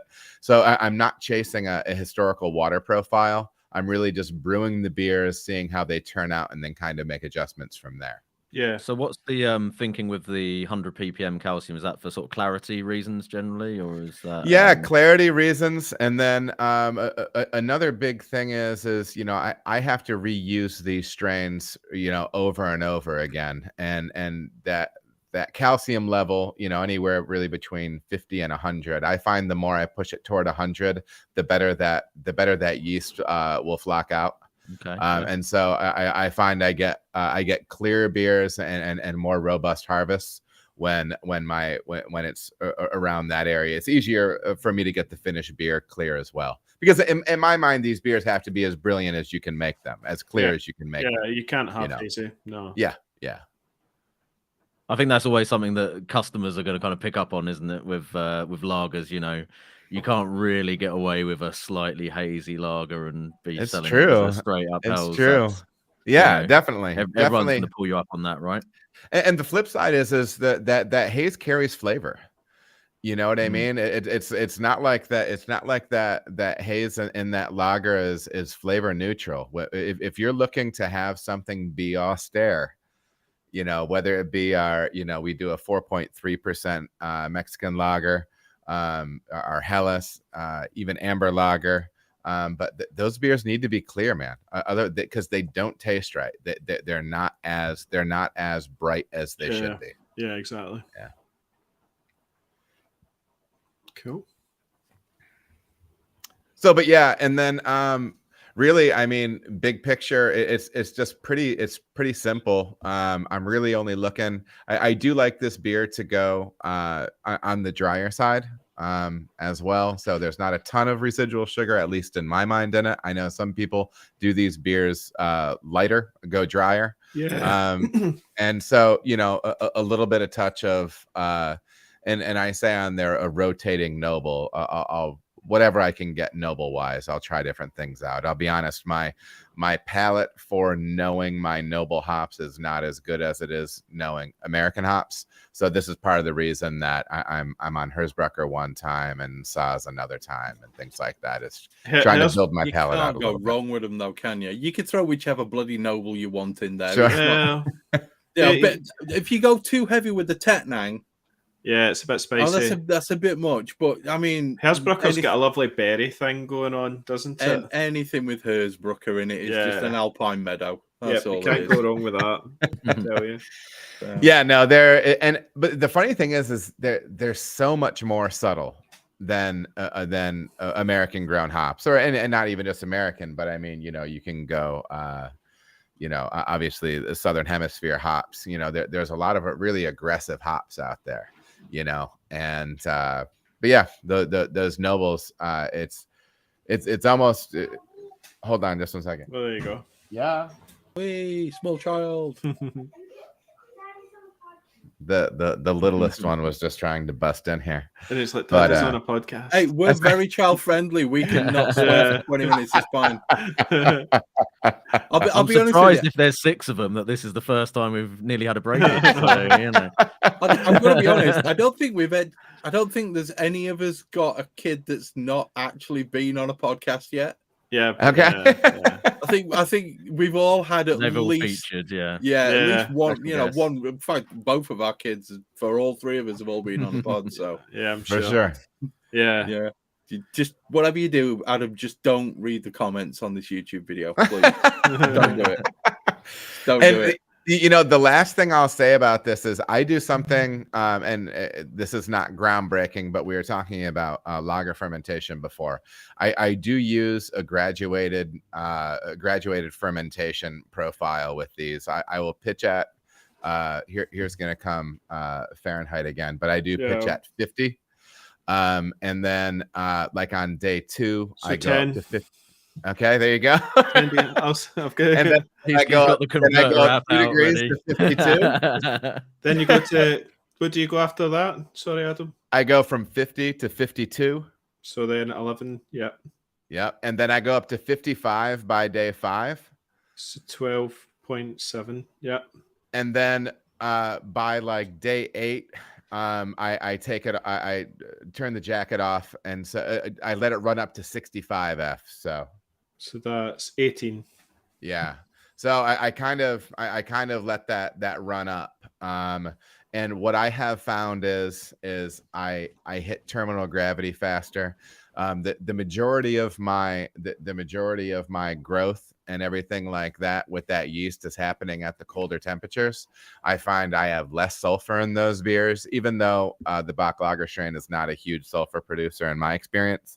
And I get through diacetyl and everything a little bit faster. So that's why I do that. Yeah. So I do use kind of a progressive fermentation program with that. Yeah, but yeah, that sounds Pretty- good. And then I much do what try I to do stay with cold my though. lagers. I do try to stay cold, like, 33, 32 degrees for if I can get 6 to 7 weeks out of that, I do prefer to do that. Yeah. A good cold crash. Yeah. So would you be all right if we sort of shared a scaled down version of this recipe for anyone? Oh, 100%. Yeah. Yeah, Please do. Awesome. Yeah, well, obviously you can't do that instantly, but we'll try and we'll put knock that it out. together for the listeners at some point. Just to, Yes. it looks just like a really You made nicely. it in. Hey, you got there. Hey! What's the little fella's name? That's Benjamin. I'd remember. Like I said, Which one was that? Yeah, that one is Benjamin. Yeah. Yeah. It looks like a really nice, simple, classic kind of recipe. Yeah, it looks good. Yeah, I'd like to try brewing that myself. So Yeah, definitely. it's interesting. The That's Warrior fair as enough, well, isn't it? It's the bittering hop. Tricky. Yeah, but I mean, I guess What, bittering hops. Why not go for something? Oh that's yeah. high, So I high use alpha and save yourself. Yeah. And I've done a couple of different things. So I'll use I've used Warrior and I've used Magnum. I almost, in my mind, I almost treat them as one and the same. It's just a lower cohumulone, high alpha hop that you don't have to throw a lot in with. Yeah. So. Yeah, it's normally Magnum that I would use.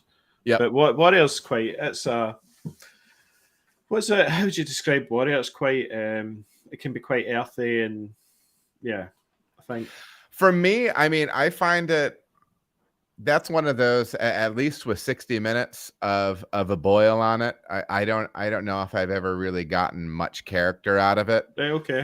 Beyond the bitterness. Clean. Yeah, Magnum's super clean for it. Yep.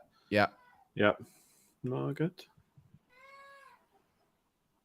Is that Tricky's?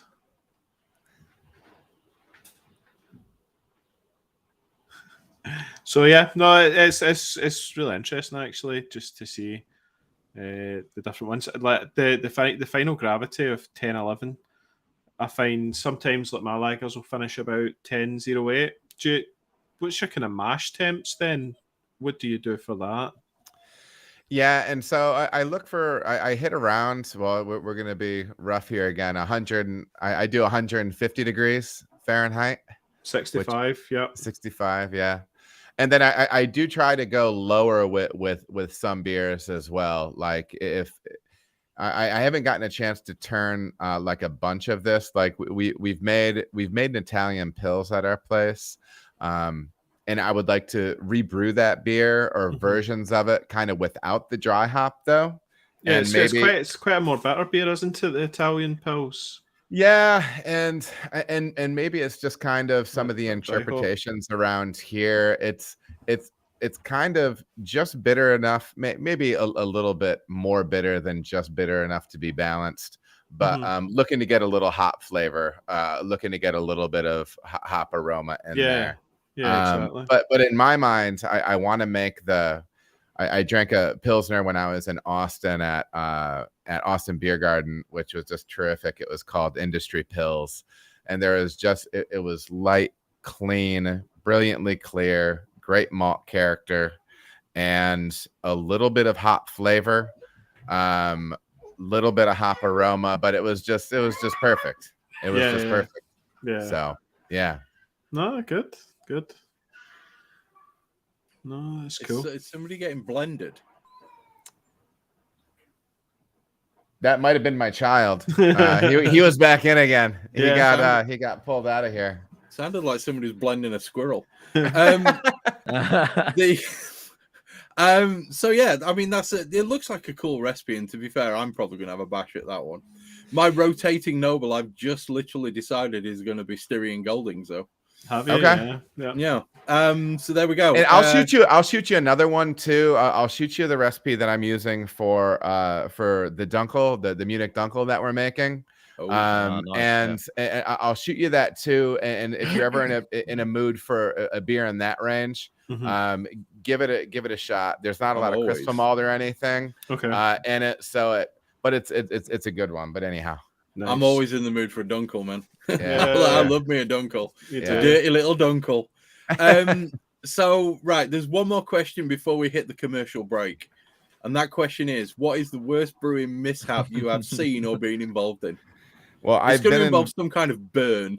I've been involved in the burns definitely happen. Thankfully, I haven't had anything really bad, just like those tiny little brands, right? Like you back up some exposed skin into something Ass crack on unmercifully the hot. boil kettle is no good.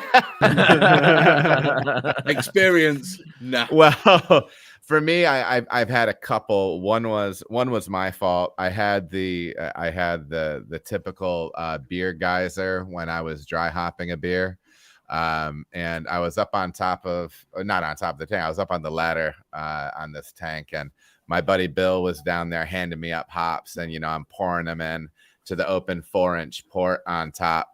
And what we always did was, when we were doing that, is we would run CO2 back through the CIP arm of the tank so we could have some gas expressing out of it, hoping to diminish O2 pickup, whatever, during dry hop. And so anyways, he's handing me up, containers, and I'm pouring them in. And I'm catching, there's a lot of CO2 coming out of the tank, the port that I'm near. And I'm like, Bill, man, how much gas do you have coming through this thing? And he goes, oh, the usual. I'm like, all right, but it's still really coming out. And I pour another bucket of hops in, and I look in, and I'm like, Bill, it's coming up.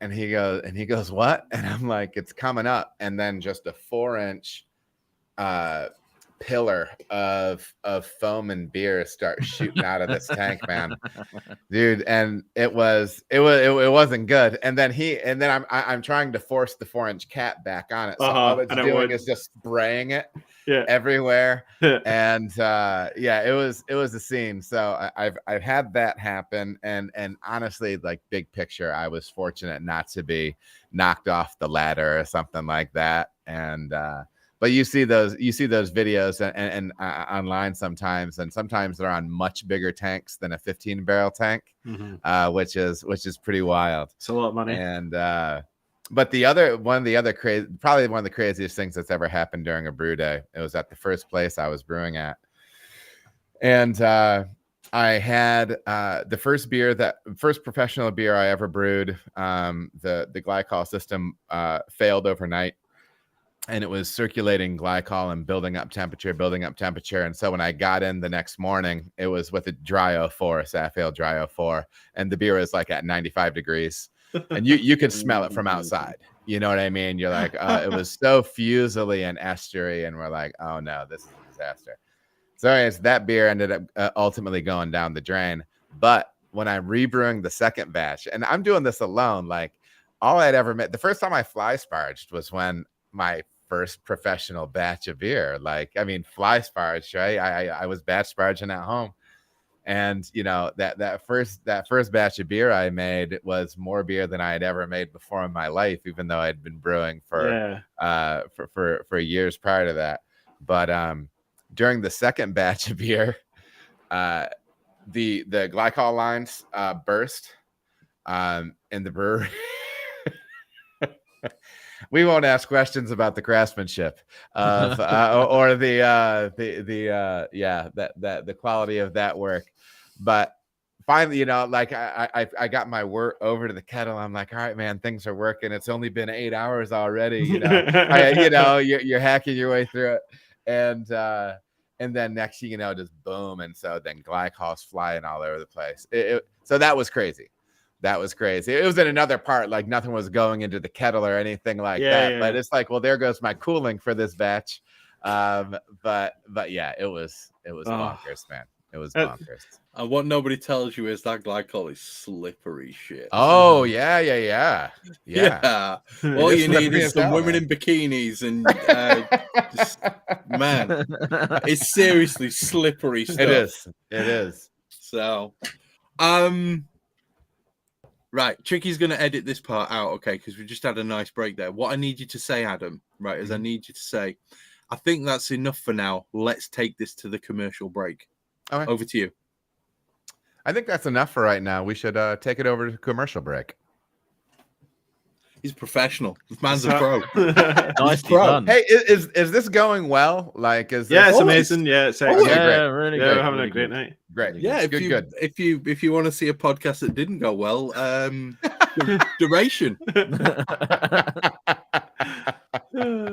Right, we've had varying levels of like technology as far as people trying to join the video chat in the past. So yeah, this is great because we can all hear you clearly. There's no lag. You know, the conversation is nice and easy. Good. And honestly, I feel bad about the temperature and conversion stuff. I've never done Celsius, and I know I need to be doing it. To be honest, I think like, you know, all of us have probably looked at so many recipes that are in Fahrenheit and stuff nowadays that I think most homebrewers are probably relatively comfortable with the not exact conversion, but we have a rough idea of where you're talking about. Now. You've also got to take into account 90% of the people who are currently live on YouTube and us three, we all have smokers. Like we're all barbecue the barbecue thing. Okay, yeah. So you know what I'm saying? We get it. That's always in Fahrenheit, right? Sure. It's one of them things. You have to learn Fahrenheit if you're doing that. So all right, I will be right back. See all my videos. Okay. All my videos, I end up having to put Fahrenheit on all the conversions. So I put it up on the screen just so that, you know, one of the biggest audiences in the world can actually follow along. I should probably do that myself, but I'm just No, you don't. All right, okay. I would, but I consider it to be an educational moment. Educational, yeah, that's it, Chris. Oh, that's good. We're going in. I'm going in on my first beer from. Is that the brewery. glass that you blagged from Flock? What, this one? Oh yeah. Well, clearly it is now that I've seen it turned around. I could see the seal. I was like, I think I recognise that font. Well, this is one that literally came out of their tap room. So when I messaged the guy, I was a bit disappointed that there was no glassware on your on your website. Like, just. Can you hook me up? Can you chuck me a pint glass in from your tap room?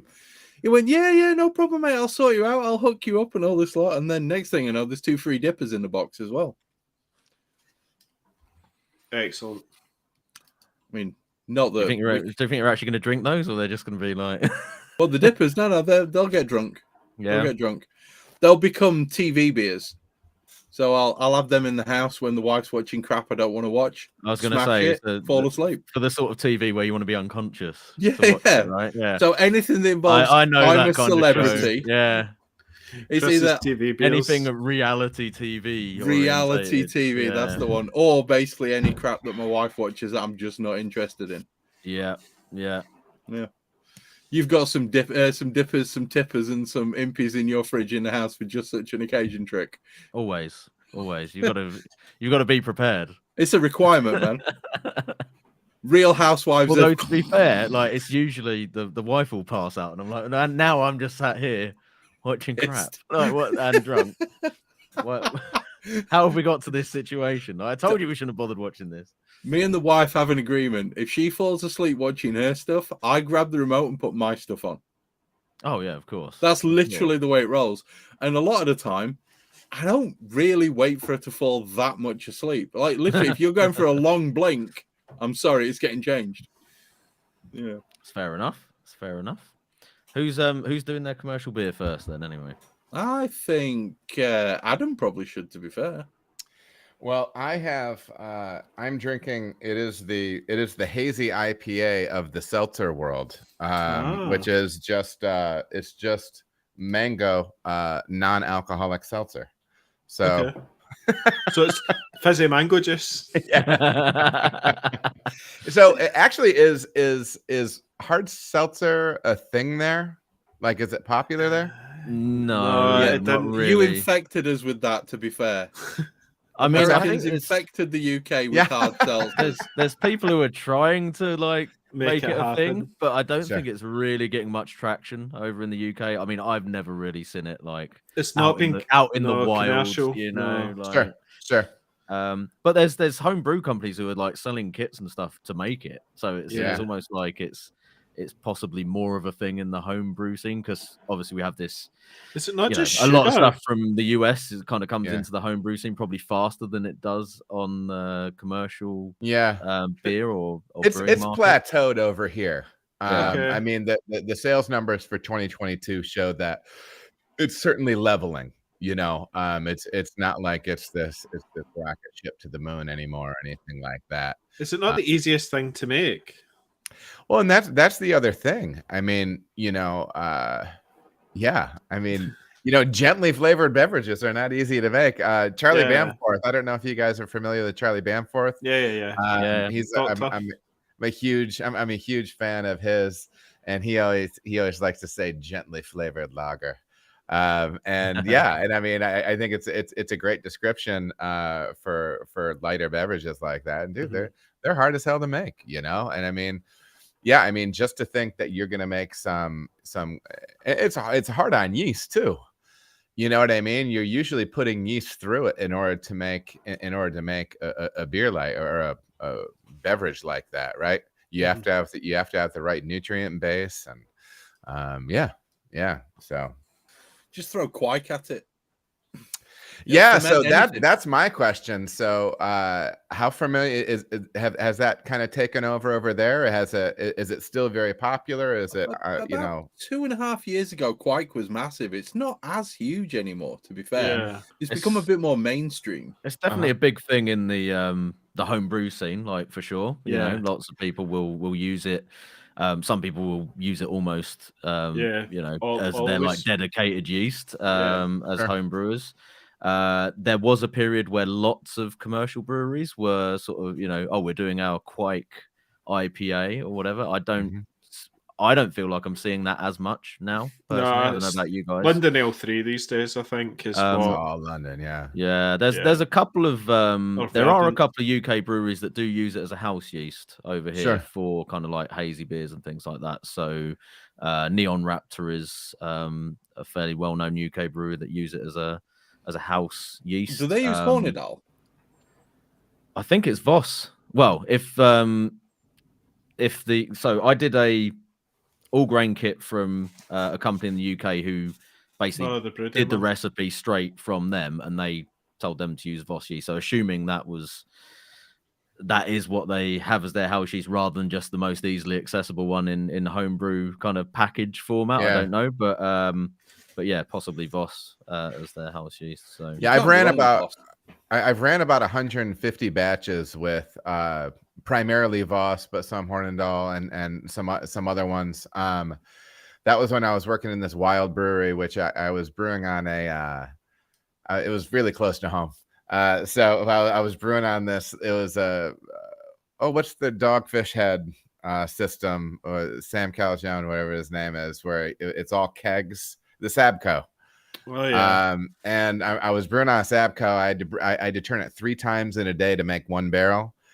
And then I was fermenting in plastic with no temperature control. And that's what got me started using Voss and stuff like that. That's an ideal for it. And I mean, I think there's utility for those yeasts, you know, especially a kind of a, you know, that was just a homebrew situation I was in there. And honestly, since I got back on social media, getting on Instagram and seeing what people are brewing at home with right now, it's like, wow.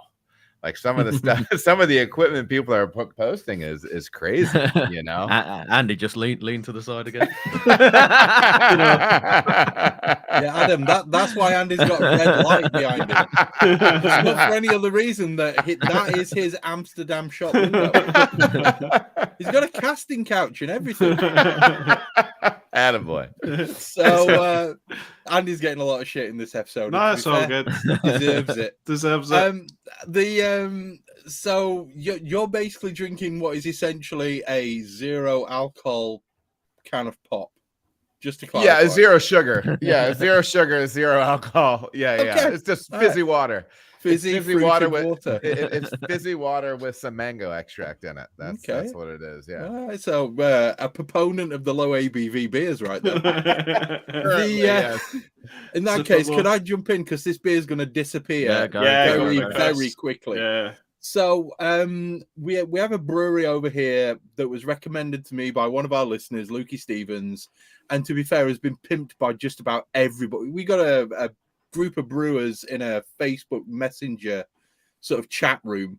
It's never quiet, it's never suitable for work, but it is actually quite helpful. It's a good sounding place to kind of bounce things off people, and generally if you're into taking massive amounts of abuse, then you should be in there. But this is Flock Brewing, and this is it's called Warm Shade. It's a 3.8% pale ale, and it's Idaho 7 and Simcoe. And I have to say, I'm really very much taken with this beer. I'm glad I got 2 cans of it, I'll be honest. Yeah, a Simcoe beer as well. Good lord. Yeah, but it's 2021 Simcoe. The tide is turning. I think Idaho 7's doing a good job of hiding any nastiness. Are you getting the grapefruit from the Idaho 7? I'm getting quite a lot of fruity flavors from this. I've deliberately let it warm up a little bit because it was just a touch cold. I don't have temperature control on my can fridge at the side of me at the moment, so it's around about 4 degrees, so it's probably a little bit cold. It's very pineapple juicy. It's it's not very hazy, but it's hazy enough. It's opaque. I would call that opaque. Well, no, translucent. There we go. But it's really like super fruity, and it's got a decent body for a 3.8% beer.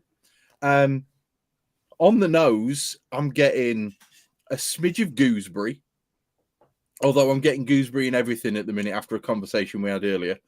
I'm getting apricots, but I'm also getting like just a massive amount of lime, weirdly enough. That's weird. Okay. It's very weird. I'm thinking that there may be some sort of interaction between one of the other esters and maybe the sort of the grapefruity type thing, and that's giving me lime more than anything else. But it's a very crushable, very drinkable, lovely beer, this one. If this is like any indication of the beers that I'm going to be getting from Flock, I'm going to be spending a lot of money at Flock. Good. Yeah. So do you get many breweries out in the US doing sort of hazy beers like that at that kind of percentage, Adam? Because I think that's something over here which is maybe a little bit different between the two regions, I guess, is that, you know, we have quite a few breweries who are putting that sort of style into the sub 4% kind of, you know, cask ale like ABV range. Is that something that's happening over there, or? Yeah, I don't think you see it a ton. You will see, you know, like hazy pale and stuff like that as far as like when you look at like GABF, World Beer Cup, like those big Yeah. competitions, it's definitely they definitely have those categories. But in general, what's interesting to me is sometimes I feel as if there's a correlation between, and I'm not just like a huge alcohol guy, but I do sometimes feel like there's a correlation, and I think it has to come down on some level with alcohol and how it interacts with sweetness or perception of sweetness, because sometimes I see a lot of those hazy beers be on the higher side of ABV, and some of the leaner ones that I've had, some of the lighter ones have been a little bit more I don't know, they can get to be a little hot watery real quick, like a little too lean. And so now, but at the same time, I've had some nice smaller hazy beers, but I did, hop tea kind of, but I do think I don't see a ton of them. I don't see a ton of them, but that's cool that you kind of got one of those. And I mean, honestly, you guys have been, I mean, you folks have been making the lower ABV beers for longer, right?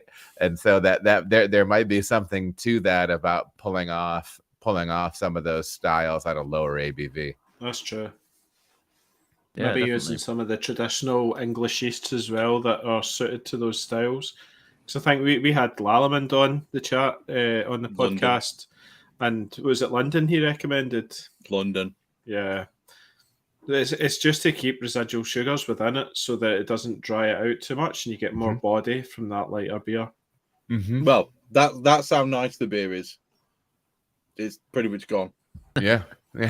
Disappearing rapidly. It's a very, very good beer. If you haven't had this one, I would heartily recommend that you get onto Flock's website and grab yourself a few cans of this, because as an easy drinking, fruity beer, that is very, very good.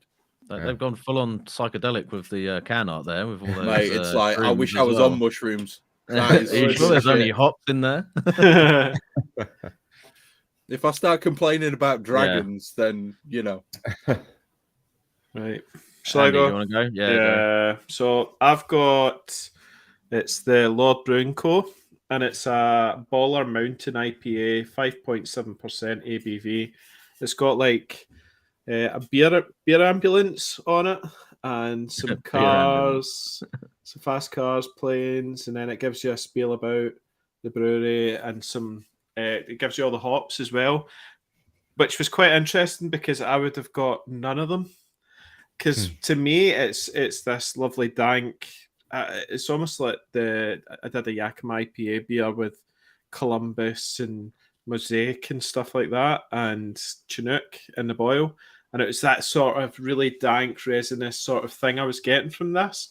But when I actually look at the hops that it says, it's I don't know, some of these it's Dana, Bobek, and then it's got Rakow and Walmere, which are they not New Zealand hops? Yeah, they are. Yeah. Kiwi hops, yeah. Yeah, so it's funny because at first I'm getting like mango and pineapple and stuff maybe on the flavour, but in that real dank resinous thing and maybe a little bit of pine. So it's like, yeah, this is an IPA, like a West Coast, but then when you read that and then you're like, oh, can I get the lime? Am I getting the lime? And then there's just that maybe on the very end, you get a kind of sharp sort of lime thing on the tongue. But it doesn't say to me, you know, those hops isn't what I would have traditionally associated with the flavours I'm getting in this.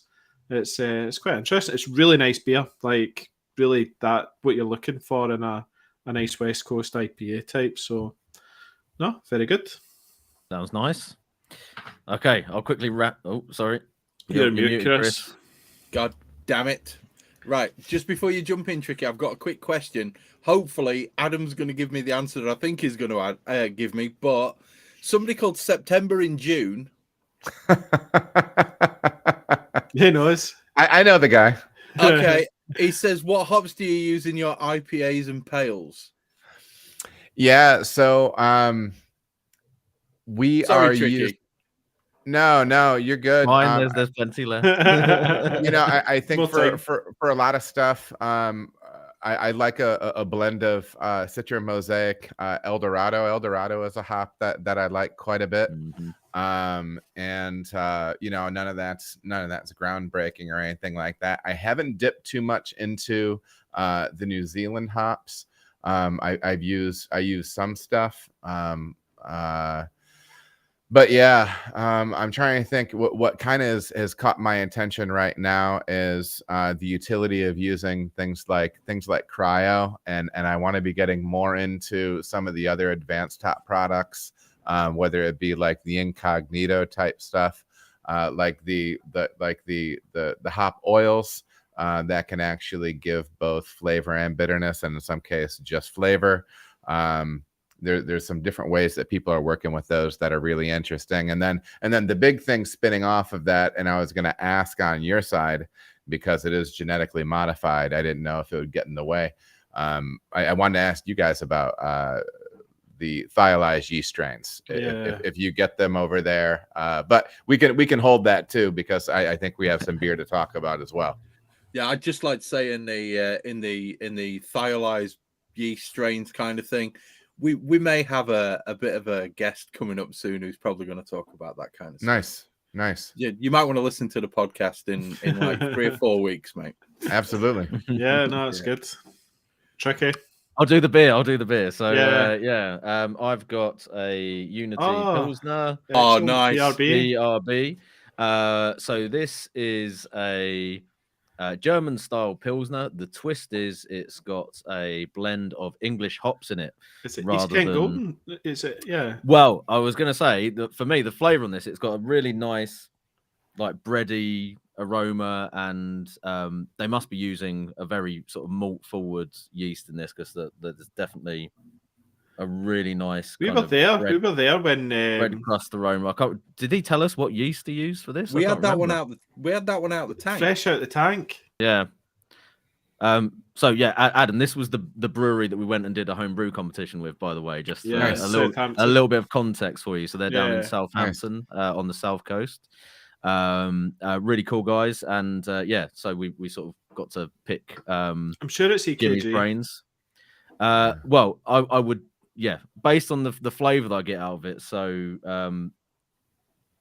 floral for me, like with East Kent Goldings, I always get the floral note, but there's also like a sort of subtle kind of honey thing in the background for me as well that I seem to pick up on, and in a really sort of like clean, crisp beer like this, that seems to emphasize it a little bit more. So I think that there must be, I mean, it says there's a blend of UK hops, but I'm sure that EKG must be a big part of that, and it's just a really nice beer. It's like the hop profile of a really nice classic. That rings a bell. Like a nice classic sort of hop profile from a golden ale, but then sort of just on a pilsner kind of base, and it's just lovely. It's a really nice beer. It's a good beer. I mean, if I was going to be critical at all, it's not got the best sort of like head retention on it and stuff, but other than that, it's brilliant. So have you ever done any lagers with English hops in them? That's a good question for us to throw at somebody who's doing lots of lagers in their brewing, Adam. I haven't yet, and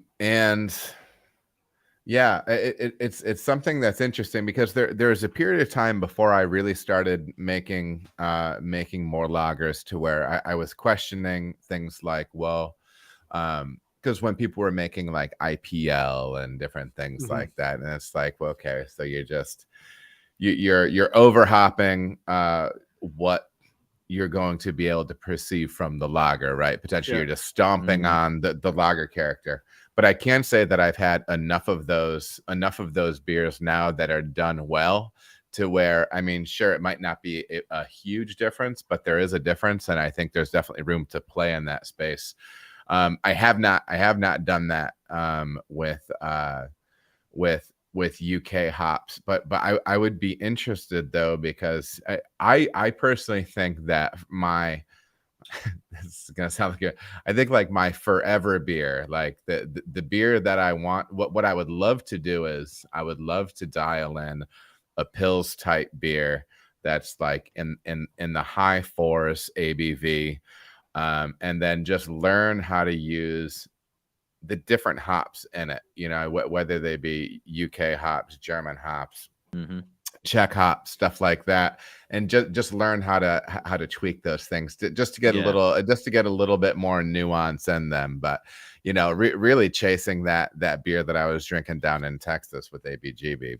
But yeah.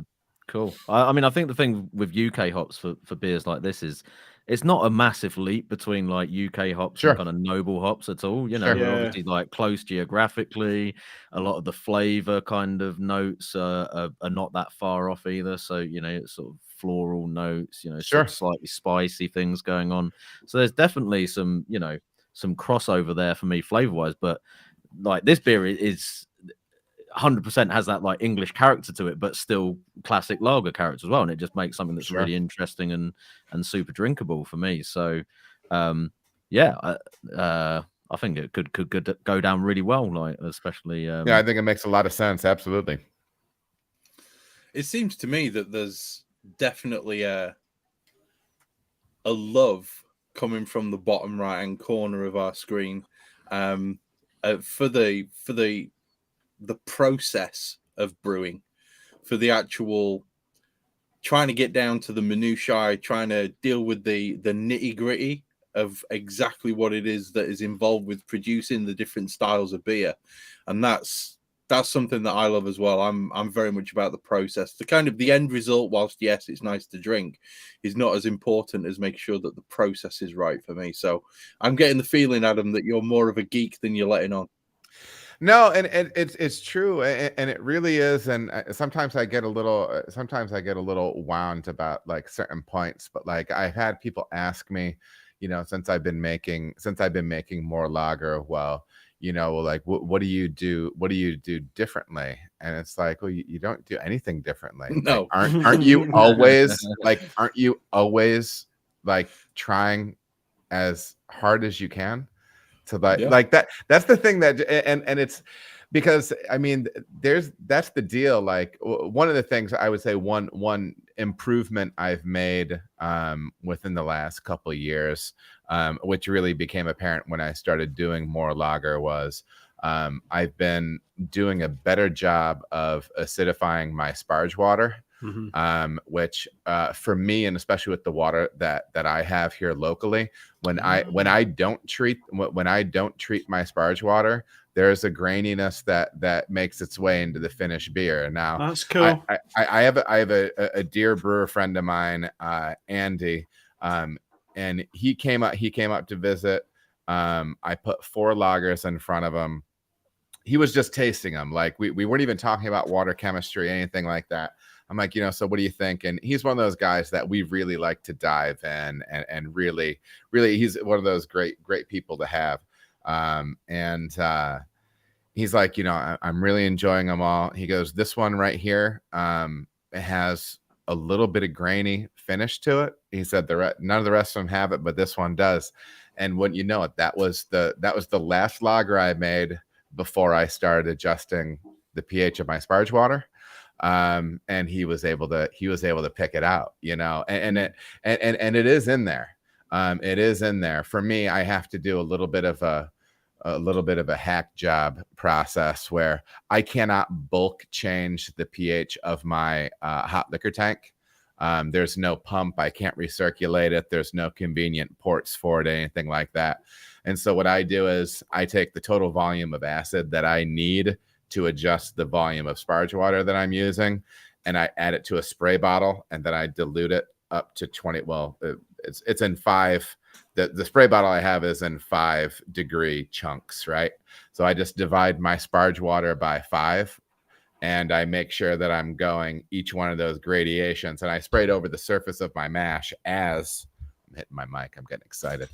As my Sparge water is coming down, I'm making sure that I'm spraying the surface of my mash bed with this diluted acid. Well, because the deal is this, dude. Listen, so like you have like, so let's say this is actually if you're able to remove your mash from the mash tun, right? You would have a cylinder like this, right, of this grain bed. So if I just poured in the acid that was required to adjust my pH, and I poured it into the surface of it, like right here, that would end up in the kettle, and my pH number would be correct in the kettle. But the problem is the pH of that water that's going through that grain is still far too high.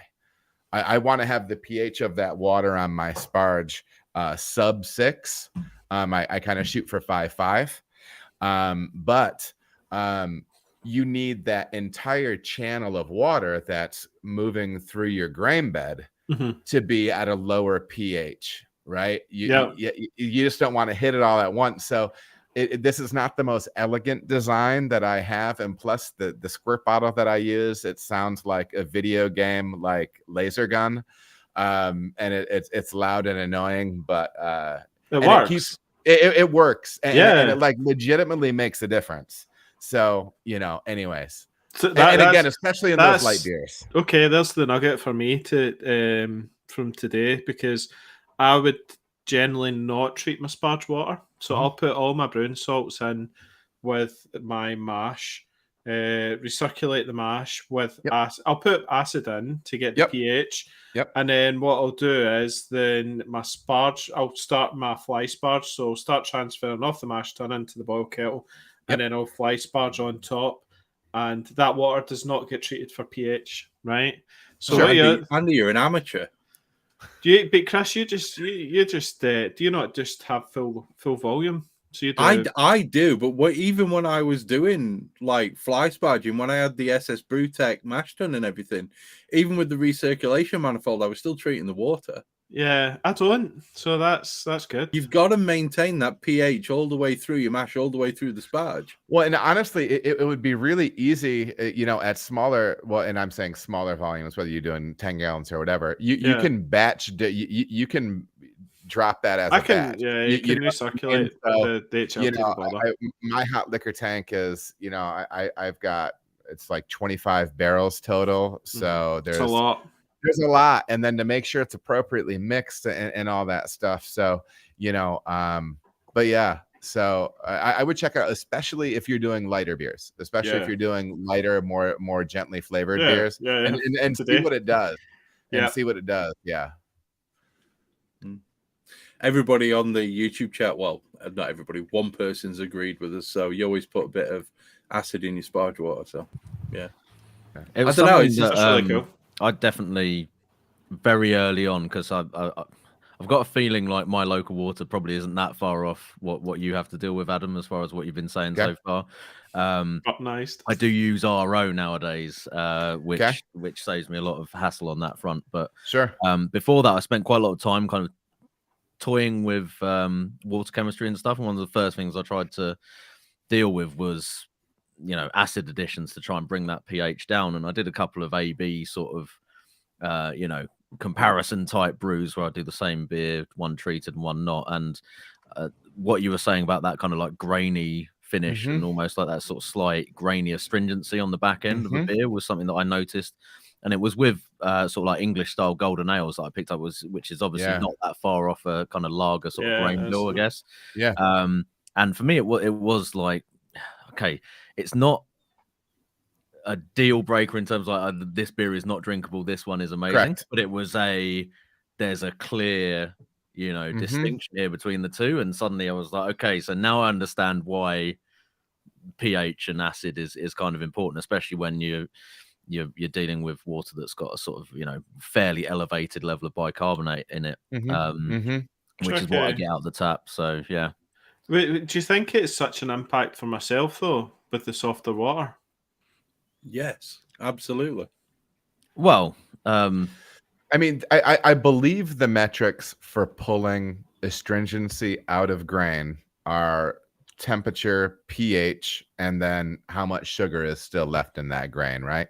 Yeah. So, rule of thumb, as far as I understand, is you probably want that. You don't want the pH of that wort that you're sparging to get above 5.9, to get above 6, because then you can start pulling some of that a little bit more.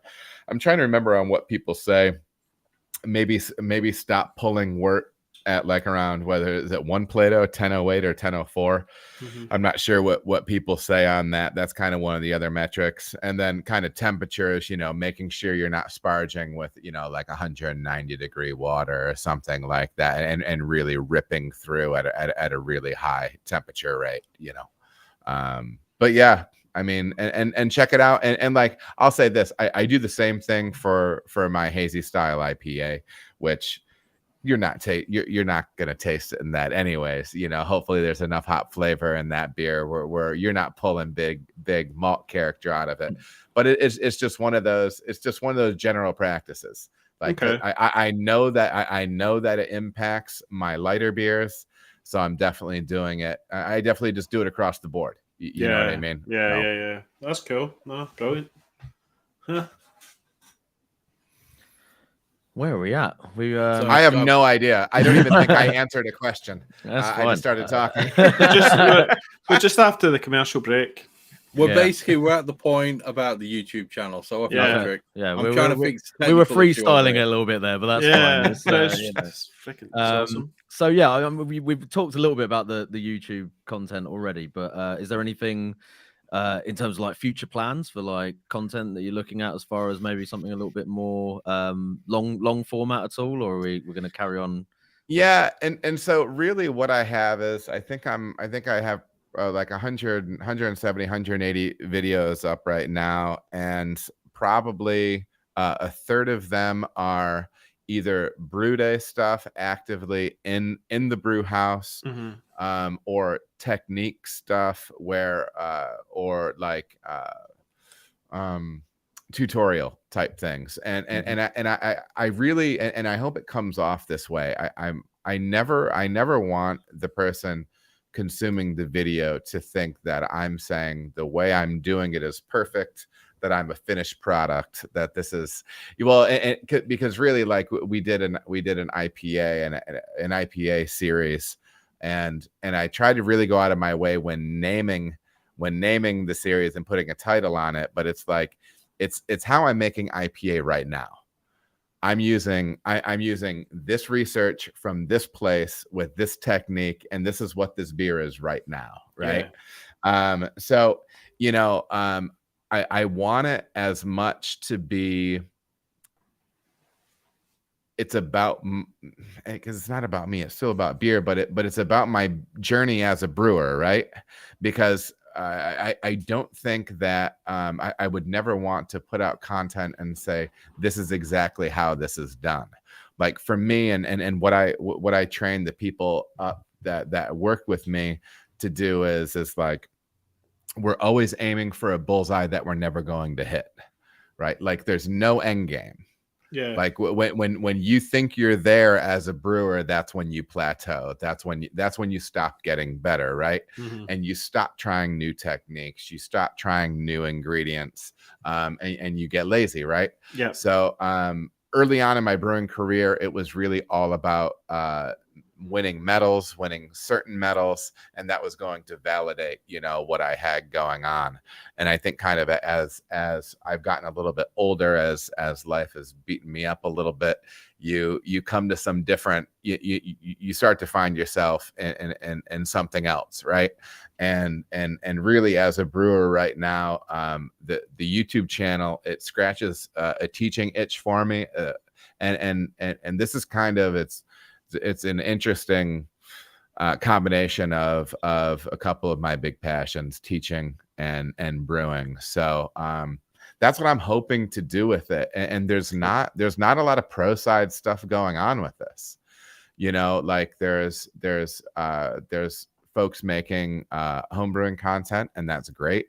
But I thought to myself, well, maybe there's interest in people seeing it done on a different scale, Yeah, and what I'm trying to do is I've had people say in my comments, well, we appreciate the fact that you don't talk down to homebrewers.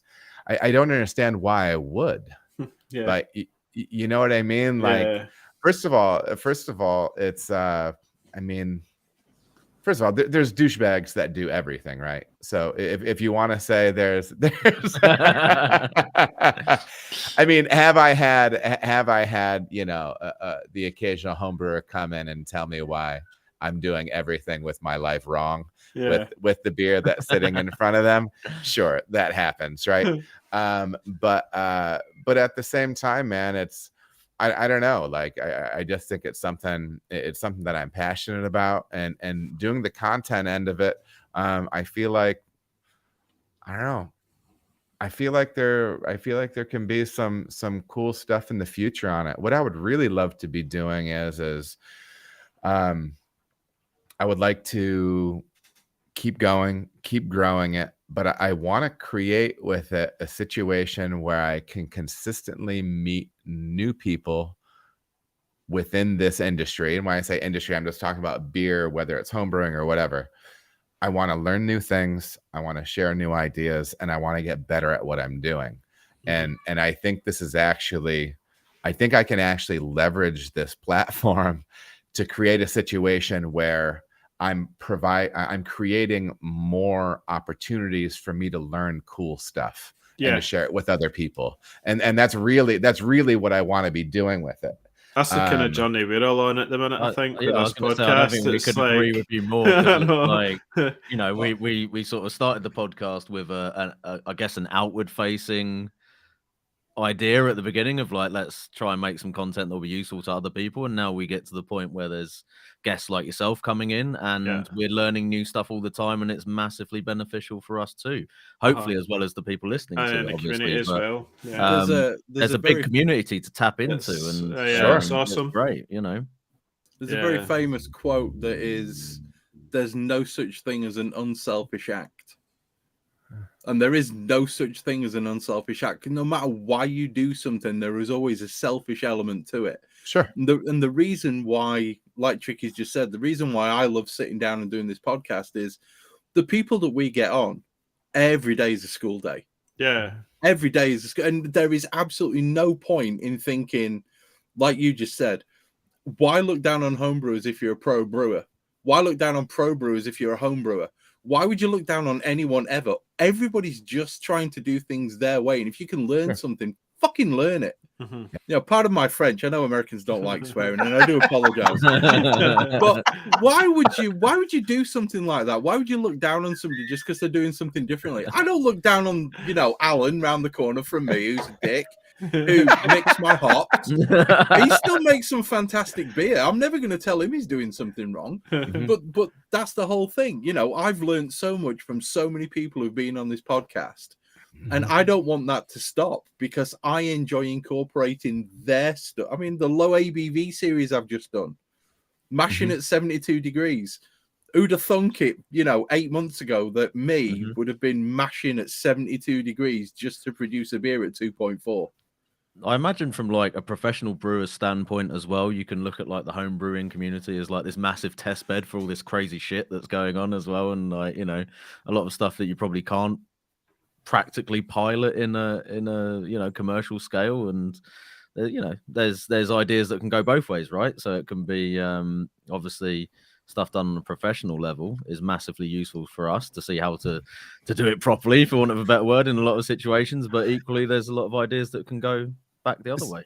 But on your scale, there's so much flexibility, and I think sometimes people forget. In a lot of ways, it's the innovation historically has come from home, right? You know what I mean? Like it's people pushing boundaries at home, and then it ends up getting picked up more and more on the pro side. So yeah, I think it's I don't know. Yeah, and so I've just really enjoyed it, and I have to say, like, quite frankly, I'm always a little nervous before I do something. Dude, this is fun. Like this has been it's and I was thinking on commercial break that it's just cool to be talking to three dudes. You're over in the UK, and we're literally just into the same thing. Now, of course, it's a beer show, so yeah, but it's cool to sit down and click with people over a topic like this, and it's just great. So yeah, me and Tricky, when we first started doing this, we had some conversations offline, just me and him.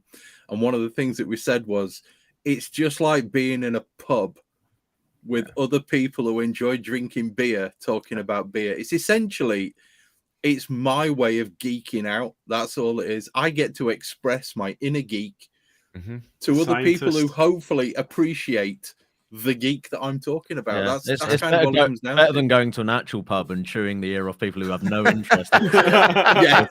Well, you know, Passing out. Oh, do you know about this particular hop in this beer? You're like, shut up, Tricky. Who is this guy? And besides, why would I go to a pub? My beer's better. So yeah, it's cheaper too. it's a hell of a lot cheaper. But that's what it comes down to. And I think, I mean, I'm just going to ask the question. As a pro brewer, what would be the best piece of advice that you could give to a home brewer who wants to improve the quality and consistency of their beers? Because I think we've just touched on quite a lot of it there. Sure. You know, I think the biggest things for me, I remember when I first got into home brewing, because I did enter these competitions aggressively and stuff like that. And sometimes people don't like you when you do that. Like, you know, I would enter a bunch of beers and then I would end up winning a fair amount of medals. And then sometimes people would want to be mean about it or whatever. But really, like, I've always approached brewing as if it was a job. Like I always took, like, I wasn't like brewing for joy's sake. Like I wasn't brewing for fun. Like I was brewing to try to be excellent at it. And that's still what I'm doing. And so I was fortunate when sometimes I met some of the older school dudes who were home brewing before me and really before podcasts. And they wanted to know, and they were irritated with, because I would be like, oh, so I'm listening to the Brewing Network and I was listening to this episode of this guy, and this guy was talking about this recipe. And people would be like, well, I had to read books or learn that on my own. And I'm like, well, do you want me to apologize because I listened to a podcast? Like, you know what I mean? But my whole upbringing on the homebrew side was, make sure you have legitimate cell counts, happy, healthy yeast going into these beers at appropriate temperatures. And it's almost like the cleaning, sanitation, and fermentation side of it, yeast side of it, because I mean, you can make the best wort in the world, right? But if you're not appropriate on the cold side, you're in for trouble, right? You know, you can make 50-point wort. But if you, that's the BJCP, because they judge up to 50 points. You know, you can make 50-point wort, but you know, if you're fermenting it like a loser, man, it's not gonna come out right. You know, we ferment nothing. Brewers exactly. Yeah. Nothing. Yeah. Because, and really, what you're trying to do is you're trying to set up an optimal situation to promote yeast health and get the final product that you want out of the yeast, right? You're trying to facilitate that process. And then, so as far as getting better, clean and sanitize, actually using cleaning ingredients and sanitizing ingredients to the right proportion. This is not the right time to get X amount of water and pour a little something sanitizer into it and just call it good. Like, measure your stuff out. Like, you know, those metrics matter. You know what I mean? And when it comes to chemicals, more is not always better. Right? It's no rinse sanitizer for a reason, right? It's like, now we doubled this up, it's just really going to sanitize the shit out of it. That's not how that works, right? So, you know, be measured on that stuff. But then, like, for me, what I did was I only brewed recipes from Brewing Classic Styles. Because I didn't know the raw materials and I didn't have brew days to like experiment, because every single time I brewed that damn beer was going in a competition. Right. And so I made all these different beers. So it exposed me to all these different ingredients. Right. And so that's one of the things that started to build my palate. So like when you talk about brewing and cooking, it's a similar thing. Like I don't have a pilot system, but I've been doing it long enough and I know my ingredients well enough to where I'm not going to kill it the first time I brew a new style. You know, it's not going to be exactly, I should say, it's not going to be exactly where I want it to be, but I'm going to be hitting the target well enough, right? Yeah, and then I can slowly start dialing in. Accuracy versus precision. Yeah. But then just always like just knowing your ingredients does that, right? So I do think having an understanding of what your ingredients do, you know, and I do think you need to dive in, like, I don't know, just tighten up, record keep, all that stuff, and it's easier and easier, and the information is more available. Nice. Andy's fucking brew diary again. Is it all recipes, or are there some feelings as well? Yeah, you put a night, like say what tasting notes. Dear diary, today I brewed a beer. You can, yeah, and you put this brew day. I felt sad. But that was the best way to improve. It was like actually taking records. Yes. Yeah, and then you know how to improve future times. You go, oh, I brewed that before. You're like, oh, that says that I used too much of this, so maybe I'll scale that back to half of that. We only take the piss, Andy, because we all do the same. Oh, sure. Yeah. It's great. Well, and you know, and it's like, don't change everything at once. Yeah. You know what I mean? Like, the reason I've been making IPA for the last 2 years with London 3, and the reason I'm not, so I've done a couple other strains occasionally, but I've been running London 3 because I want to find out there's so many different ways to be using that, temperatures at which to be whirlpool hopping with, ways to be treating the dry hop. You can't just change all the variables all the time. Yeah, right. So you won't pick up the nuances. Yeah. Pick a variable and pick something you want to learn about and start doing it. Right? Yeah. So, but yeah, like with that recipe I gave you guys before about the Helles, you know, I don't think anybody has an earth-shattering Helles recipe. It comes down to appropriate. I personally think it's good ingredients. It's an understanding of your water. It's also, and you kind of have to push against this, which, and maybe I'm wrong in saying this, but you have to push against your American instinct to make the beer bigger and more aggressive. I don't know if you see that. Everything's bigger in America. we don't have that issue.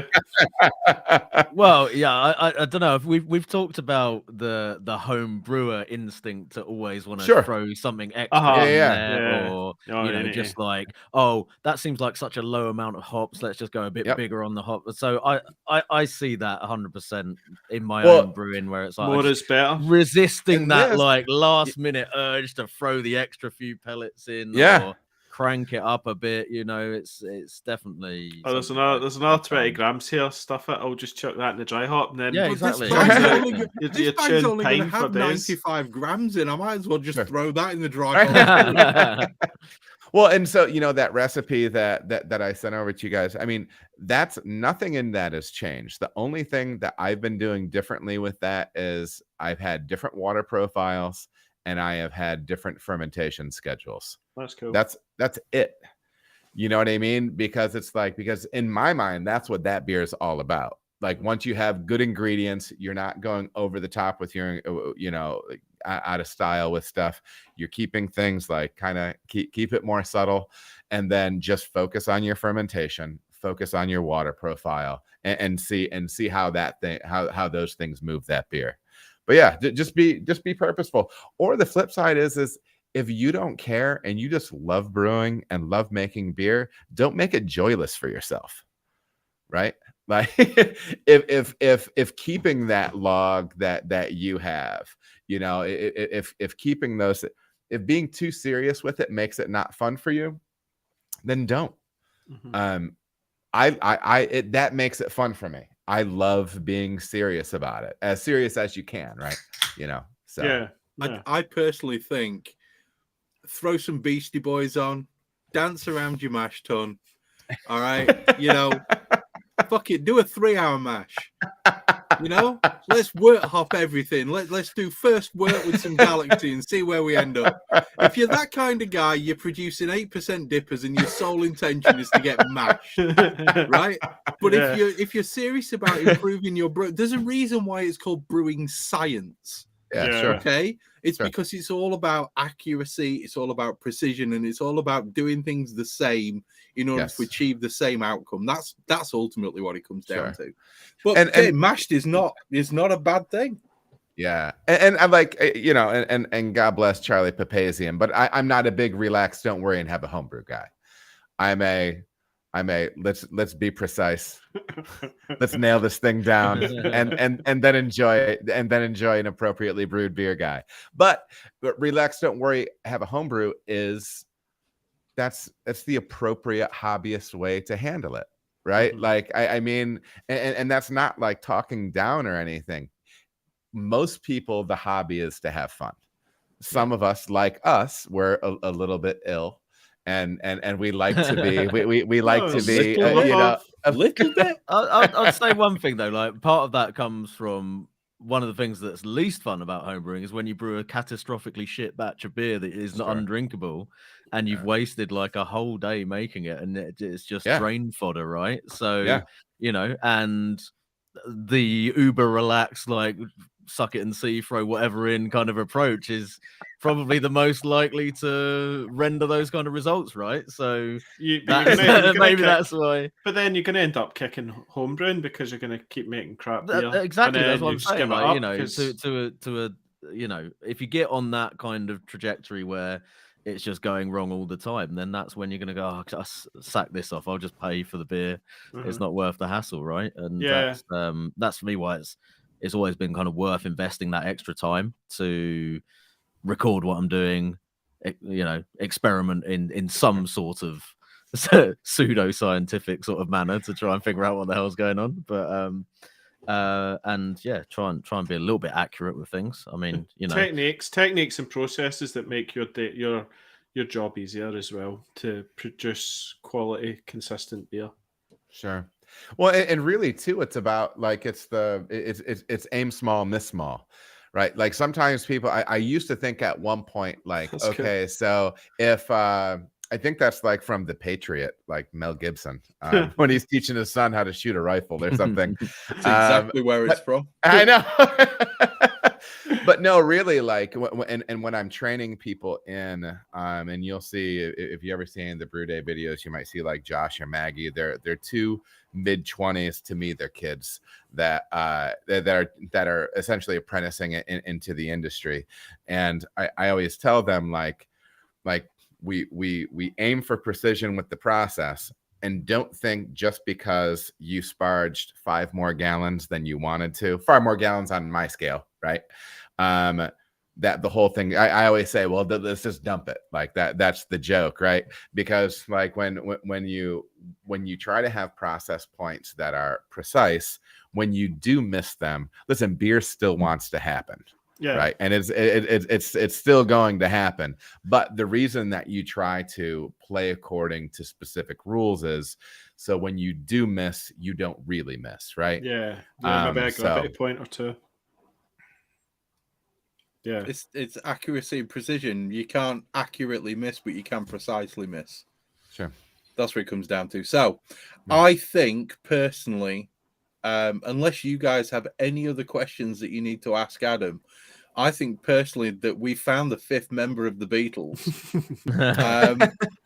But aside from that, I mean, I've thoroughly enjoyed this. I've really enjoyed sitting down, talking. Great. Yeah, it was a lot of fun. Yeah. We'll no doubt we'll tap you up in the future when something big happens over at Cartridge.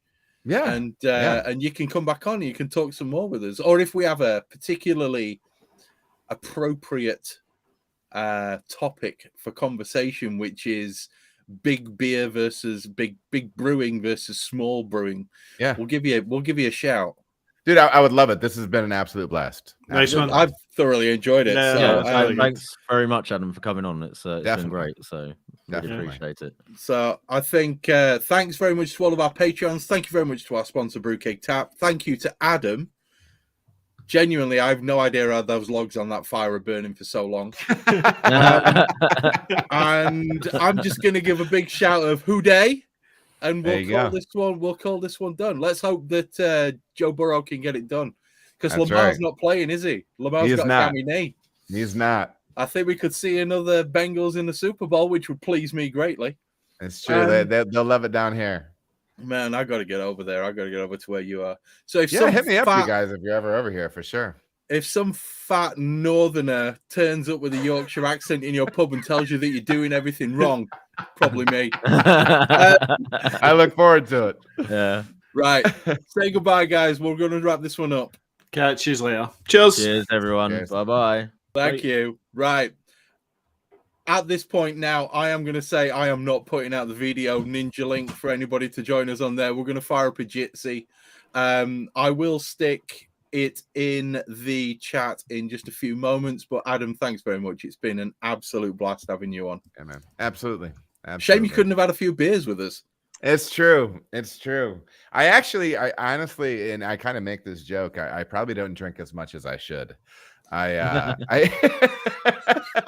It's like, honestly, like I'm busy enough, man, and it's just I got enough stuff going on that one or two beers makes me tired, and more than that, I'm not worth anything. So thing we know that's like Chris, in it, with the kids running about. Absolutely. Chris was on Friday night. We were posting all the pictures in the group chat of all the beers. And Chris was telling us to beat it because he still had the kids to look after. So yeah, my wife was 12-hour shifts, so we did a podcast with an Australian professional brewer, and it was kind of like the reverse of this time difference.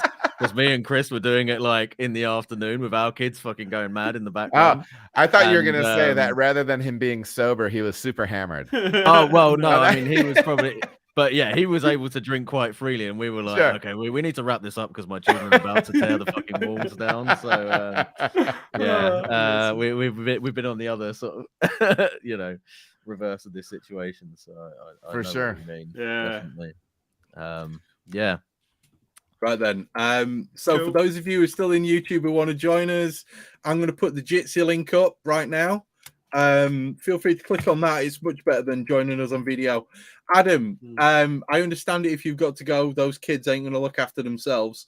But we are going to open it up. There's going to be a few of the guys off of the chat who's going to join us. They may have some questions and stuff. If you can stick around for 10 minutes, that's cool. I can stick around. I got time. Absolutely. Yeah. Okay. In that case, the Jitsi link is up there. I'm going to put it in the chat on here for us.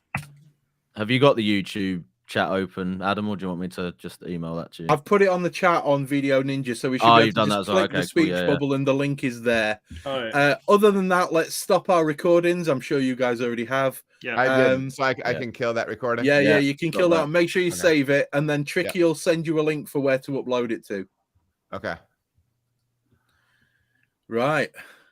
I'm going to stop streaming on YouTube. Thanks very much, guys. Take care, and we will see you in a couple of weeks.